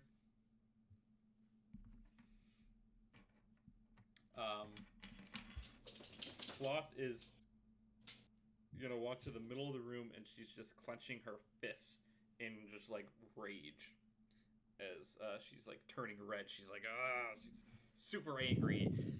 She's just building up her anger. She's going Super Saiyan. She multi-classed into barbarian with that level up, huh?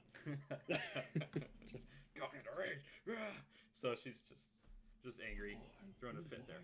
Another drunkard is going to strike at you, Jeff.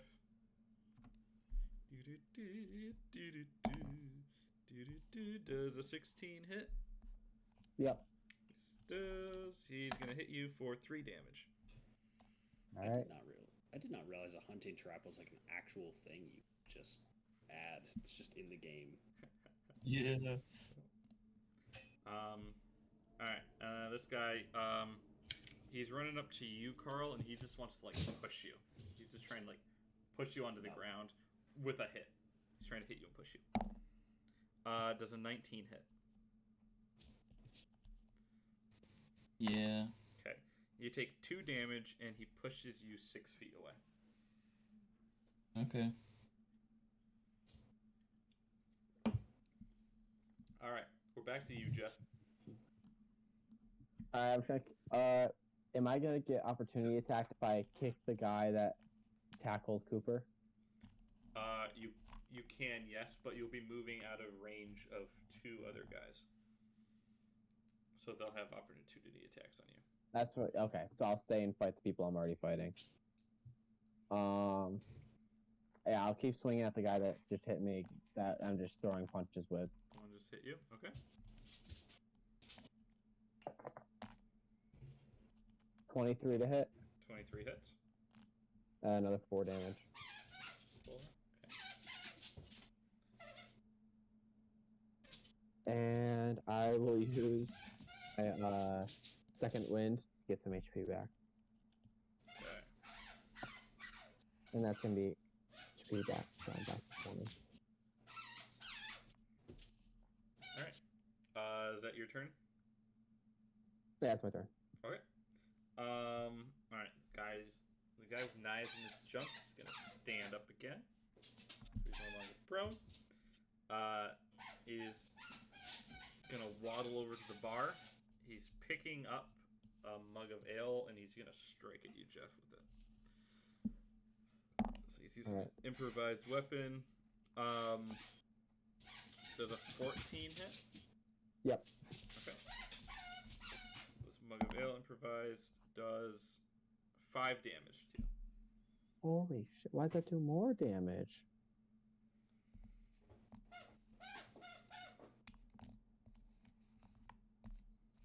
Okay. That's him. Alright. Let's see. Alright. The other drunks is going to charge at Sir Bertelick. And Carl, does a 13 hit you? Heck nah. Nah, he runs at you, but his punch falls short. He kind of like stumbles into you. So he failed. It's your turn now, Carl. Well, I'm going to use a bonus action help so that Cooper has advantage on his check to break free of the grapple. Okay. Who said I wanted to break free? I want to I've got him right where I want him. You shoot to the guy that's got a 3v1 going on right now. And then I'm going to punch the guy who's right in front of me. Punch the guy right in front of you. Okay. Yeah. Alright, yeah. Swing away. Oh, does an 8 hit? 8 does not hit. Damn. Alright, I think that's my whole turn then. Nice try, though. Alright, Cooper, you're up. Alright, this guy's got me grappled, but guess what? I'm a fucking dragonborn, baby. I'm gonna headbutt him. Just whack. Headbutt. Okay. I thought you were gonna use your breath on him. No.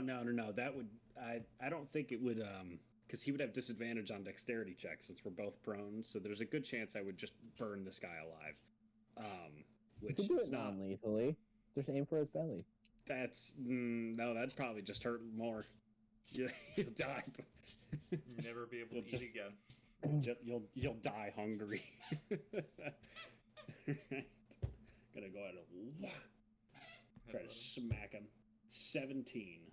17 will hit him. What was that? 17 will hit him, yep. Excellent. He's gonna take 3 bludgeoning damage then. 3.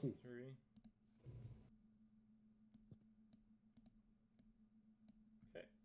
Alright, let's see if he can keep the grapple. He's still on top of you. He's still holding you down. But right where I want him. That did hurt him. Alright. Okay, you just headbutted him. He's looking at you. He's got a pretty thick skull. He's gonna headbutt you back.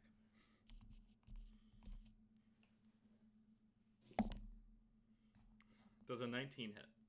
It does. Okay. Mark, you've only rolled 19s, 14s, and a 13 to I hit. know. I'm rolling great today. Glad someone is. Okay. That'll be 2 damage to you, sir. Okay. It was a very weak headbutt. Is that all you got? And he also throws up a little bit on you.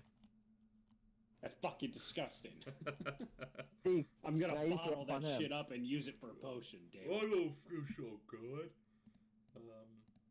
Yeah, throw up fucking radiant fire. Yeah.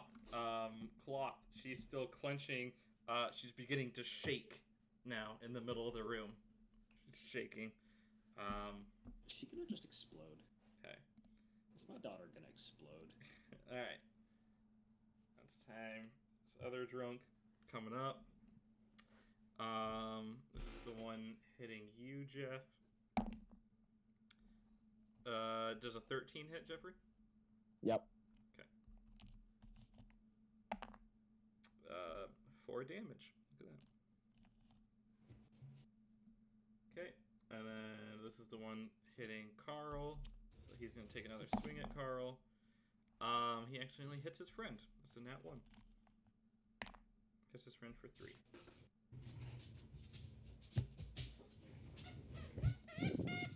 Daughter, I love you dearly. Please go away. I will take you out soon. I promise. Okay. And he's going to fall on the ground because he's stumbling. So he'll be prone as well. Alright. Back up to you, Jeff. Alright. You know what I'm gonna do? I'm gonna keep swinging at that kid. That's gonna be a 9.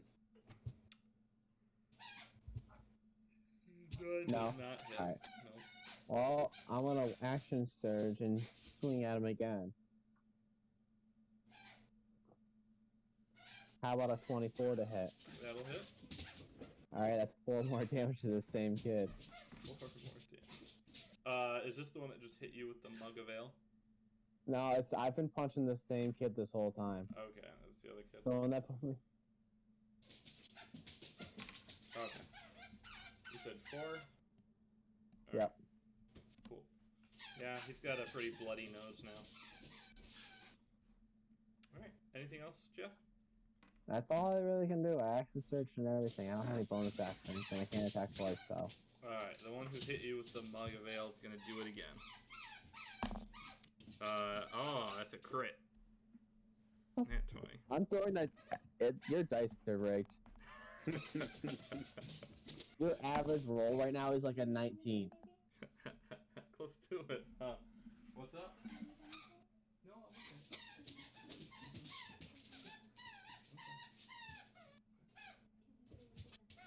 Huh? Alright. Let's see. 7 damage. 7? 7.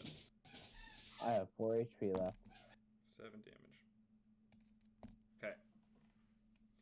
Let's see. This other guy is going for Carl.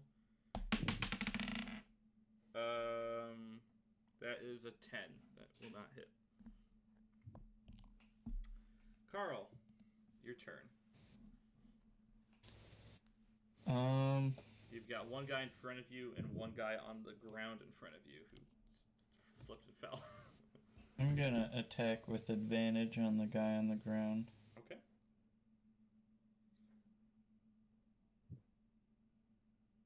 Does the 19 hit? 19 will hit. Alright, for 5 damage. 5 damage. Boom. Okay. Anything else for you, sir? If I move, I get opportunity attacked, right? Yes. So I'm just gonna stay right there. Yep, just by the one. Alright. Cooper's turn. I'm gonna headbutt this guy again. Headbutt him again. Competition of headbutting now. And I'm gonna win! 13. 13 will hit, yep. Yeah! 3 damage. 3 damage. Nice. Okay. I'm gonna knock this guy out one day. One day. But he's gonna headbutt you back. Little bitch. Just get off. Does a 6 hit? Definitely does not. Does not. He failed at headbutting you. He headbutts the floor instead. He misses your head completely. You give it up yet? Alright.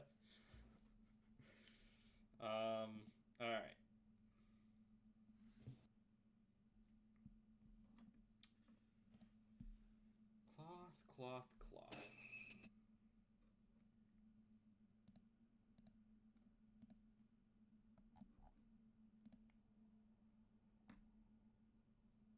Come on, cloth. She's, Ooh, boy. Oh boy. Oh boy. I'm like trying to find the thing. Okay.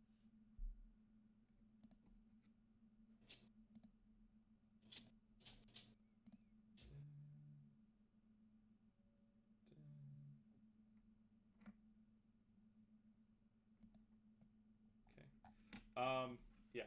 Cloth here who's shaking violently. Stops. She looks at one of the drunks, the one who's been smashing Jeff with the mug, the one that's been pushing Carl around, and then she looks at the one that's been headbutting you, Cooper. Oh boy. And she looks at him, and she just runs over with her fist, and from her fist comes this beam of energy, chaotic energy, that's just warbling and unstable. As she punches in the air, a giant fist forms of this energy and just slams into the side of this guy. Or it could be just like a chaos bolt, I guess, if you wanted it the boring way. What the fuck? What is this child? A multi-classer. Yeah, Jesus, is she I think she's a warlock. I'm thinking warlock too. Yeah, slams into this guy. This guy goes flying to the other side of the room, rolling, and then he's motionless. Is he okay? Is he okay? Fucking Eli. Sir, are you okay? You just hear a thud on the outside of the bar.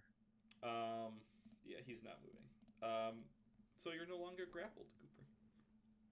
Oh, cool. At what cost? Yep, so that was cloth. Okay. Drunk man who you've been pummeling, Jeff, he's gonna fight back. Does a 9 hit. No, it does not. Thank God. Okay. The guy who's next to you, Carl, he's gonna stand up. He's gonna try pummeling you. Does an 18 hit. Yeah. 3 damage. Alrighty. Okay. And then it'll be your turn, Jeff. Alright. This kid's got to fall over soon, otherwise he's got more hit points than me. I'm going to swing at him again. Does a 22 hit. 22 hits. 4 more damage to the same kid. 4 damage to the same kid. Okay, how do you want to do it? Are you killing I'm him just or are you gonna- knocking him out? I'm going to drive a knee into his stomach and just knock him out. Okay. And just toss him to the side. You drive a knee into his stomach, final blow. He falls down, hits his head on the corner of the bar there, and just plops down to the ground. Good. Okay, anything else on your turn, Jeff? That's all I can do because I still got people around me, right? Yeah, there's still one guy next to you. Yeah, I can't back away from him because I'll get attacked, and I definitely don't need to get hit. Okay. So there's 3 drunks left standing.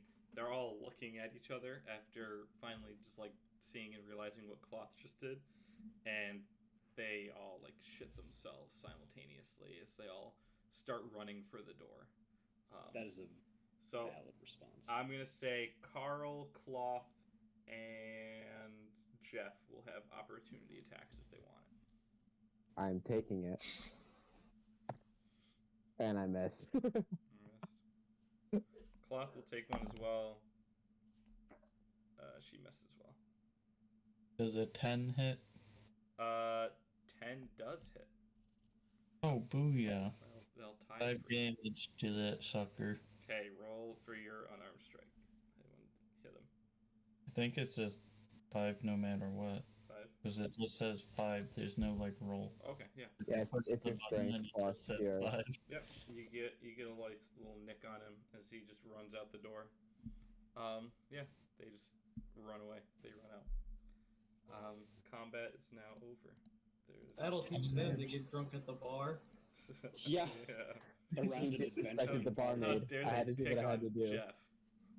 No, he just switched to the barmaid. That's where that started. I grabbed the kid I just fought and I drag him out of the bar. And I throw him on the stoop outside. Yeah, you can see the boys. They're stumbling as they're running.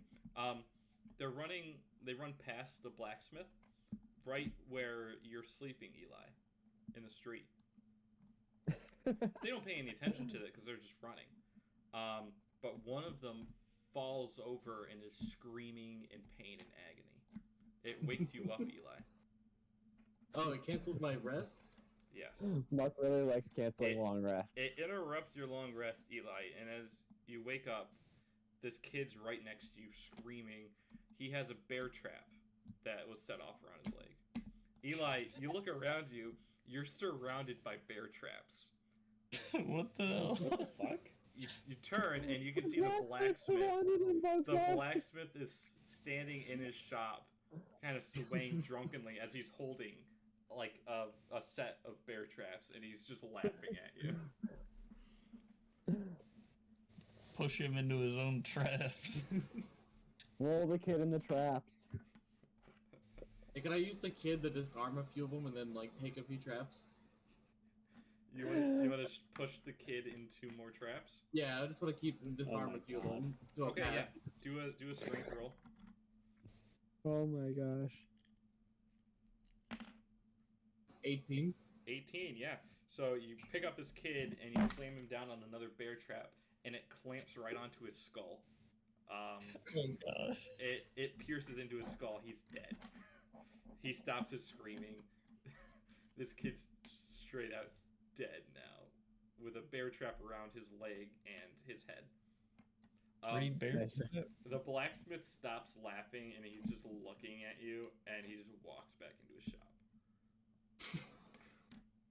Can I disarm one of the traps and put it outside his his shop? Yeah. Let's see. You want to disarm? What roll should that be? That's an intelligence roll if I've ever seen one.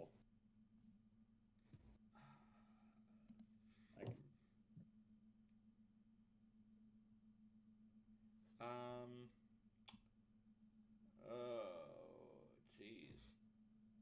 Hunting trap.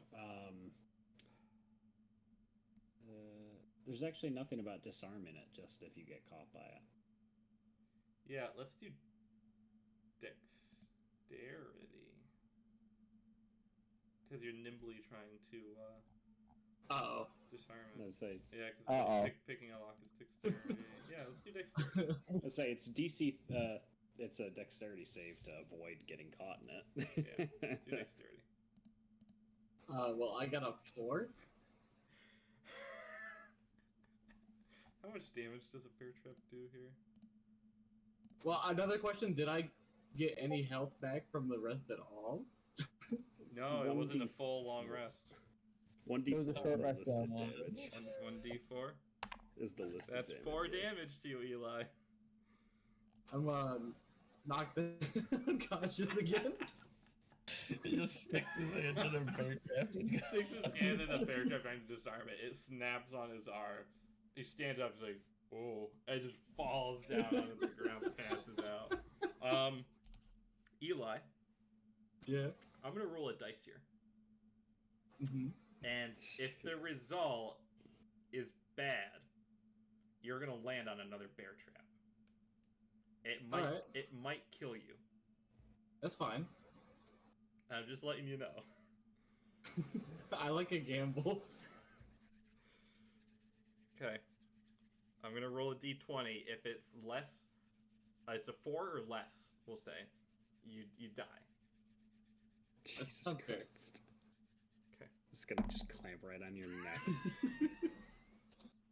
One finally rolled bad. Oh my god. I don't know if you can see if that says a 4. It does. Uh-oh. Oh no. That right there. Is that 2 failed saves? That's a 4. Right there. Eli. Eli. 4 is good, right?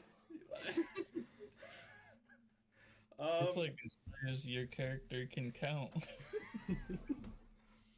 It's as high as his character could count. Bungus trying to disarm this trap. Gets his arm. He falls backwards onto another trap that springs onto his neck, severing his head. Dang. I always felt like this is how he'd go. Something along this vein. Oh dear. Oh my god, Eli. That's our first character death. Wow. Goes to Bungus. Oh my god. Eli the man, Bungus. Holy shit. Man, it looks it's like pretty on brand too. It really is. It's completely on brand, yeah. This is gonna look really bad for the blacksmith. I think in all of the campaigns we've played, I died in Mark's campaign, Eli died in my campaign, and no one else has died, huh? No, nobody else has died. I don't believe. But Eli's died. Well, actually, didn't Carl lose his soul? Oh yeah, I died. He did at the very, very end. Dom died in Marks too. Oh yeah, that's right. Dom did die and came back for like the last session there. Yeah. Oh, that's right. Yeah. Okay, that makes me feel a little better. I was like, I'm sharing the title of the only ones who've died with Humongous and Bungus. Bungus. Or no, it wasn't. Was Hum? Amon. It was Amon Amon Gus. Was the first. Humongous was the second one who got replaced by Amon Gus again. Yes, that's right. Got All it. right. Yeah. How much do we just all of a sudden get a wave of XP washing over us from Eli? I don't think that's the way it works. We go to his body in the I don't morning. think It's like that's the way Minecraft XP. Did anybody perchance chase these drunks out of the tavern? No, Well, Jesus. I tossed the kid out. Recollected myself. Toss it out. So you see this, Jeff. You see I do. You see the kid run into the bear trap. You see Eli stand up. Take him, throw him into another bear trap, which kills the kid, and then try to disarm a bear trap, which springs on him, to fall backwards into another bear trap that severs his head off. Oh, how drunk am I at this point? You're pretty drunk. You've been drinking. You've been drinking real early. Am I drunk enough to think that I didn't actually see that and I'm just drunk? There's also a brothel on wheels right next to you. You tell me. I'm going to bed. Okay. I don't acknowledge this is a fantasy. Okay. Yeah, so you walk back in. The blacksmith comes out and he retrieves his traps. He takes them off the kid, and he puts one of his hammers with the spikes in your hand there, Eli. The touching gesture. No, Is he he's touching planting gesture or is evidence. he framing him? Yeah. He's framing him. Yep. He's planting evidence. And then he goes back into his shop. See, I don't need long rests. I just make new characters. You're getting the longest rest now. You go night night in the forever box. Oh man, sleeping with the fishes. Yeah, that's the end of Bungus. He died doing what he loved. Next up will be Chungus, his brother. His Goliath brother. Is very similar. They're twins, actually. They're exact twins. Oh my god. All right. Well, with that note, it's 9:42. I don't know if we want to call it there or we can keep going. I'm done. My character's asleep. I don't even know where we could go from here. I wrote down that I need to grab my mace. Okay. Well, that So, was... the rest of us don't know that this happened. I'm too drunk to realize what happened. He died as mysteriously as he appeared. At least he wasn't naked in the cave. Yeah, or eating a boot, or cursed and then left in an intersection. died, beheaded out in the street with a gory arm. Yeah. Oh, I forgot about that. We're gonna have to tell Dan about this. This is gonna be a story. I will be posting this recording, so that anybody who missed it can watch back and see. Would I be able to start a long rest? Or take a long rest at this point? We'll start that next session. We'll do that. All right. In case anybody else wants to do anything before the night, you know. Sounds good. So. Need XP. I was gonna say, Yeah, you guys can have some XP college. for beating up a bunch of kids. Sure. Heck yeah.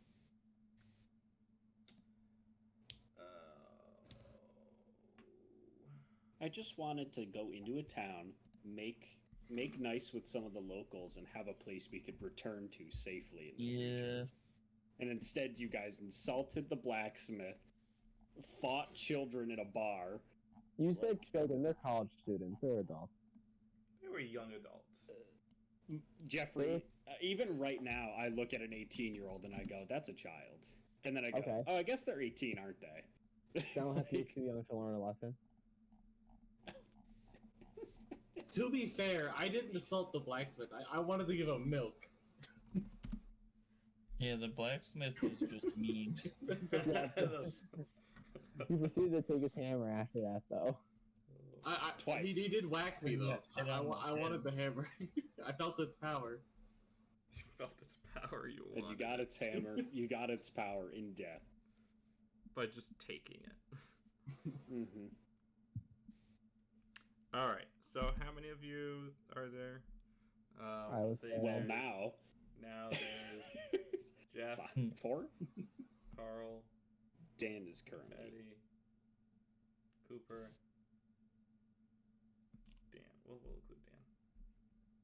Oh, okay. You all gain 50 experience points. Cool.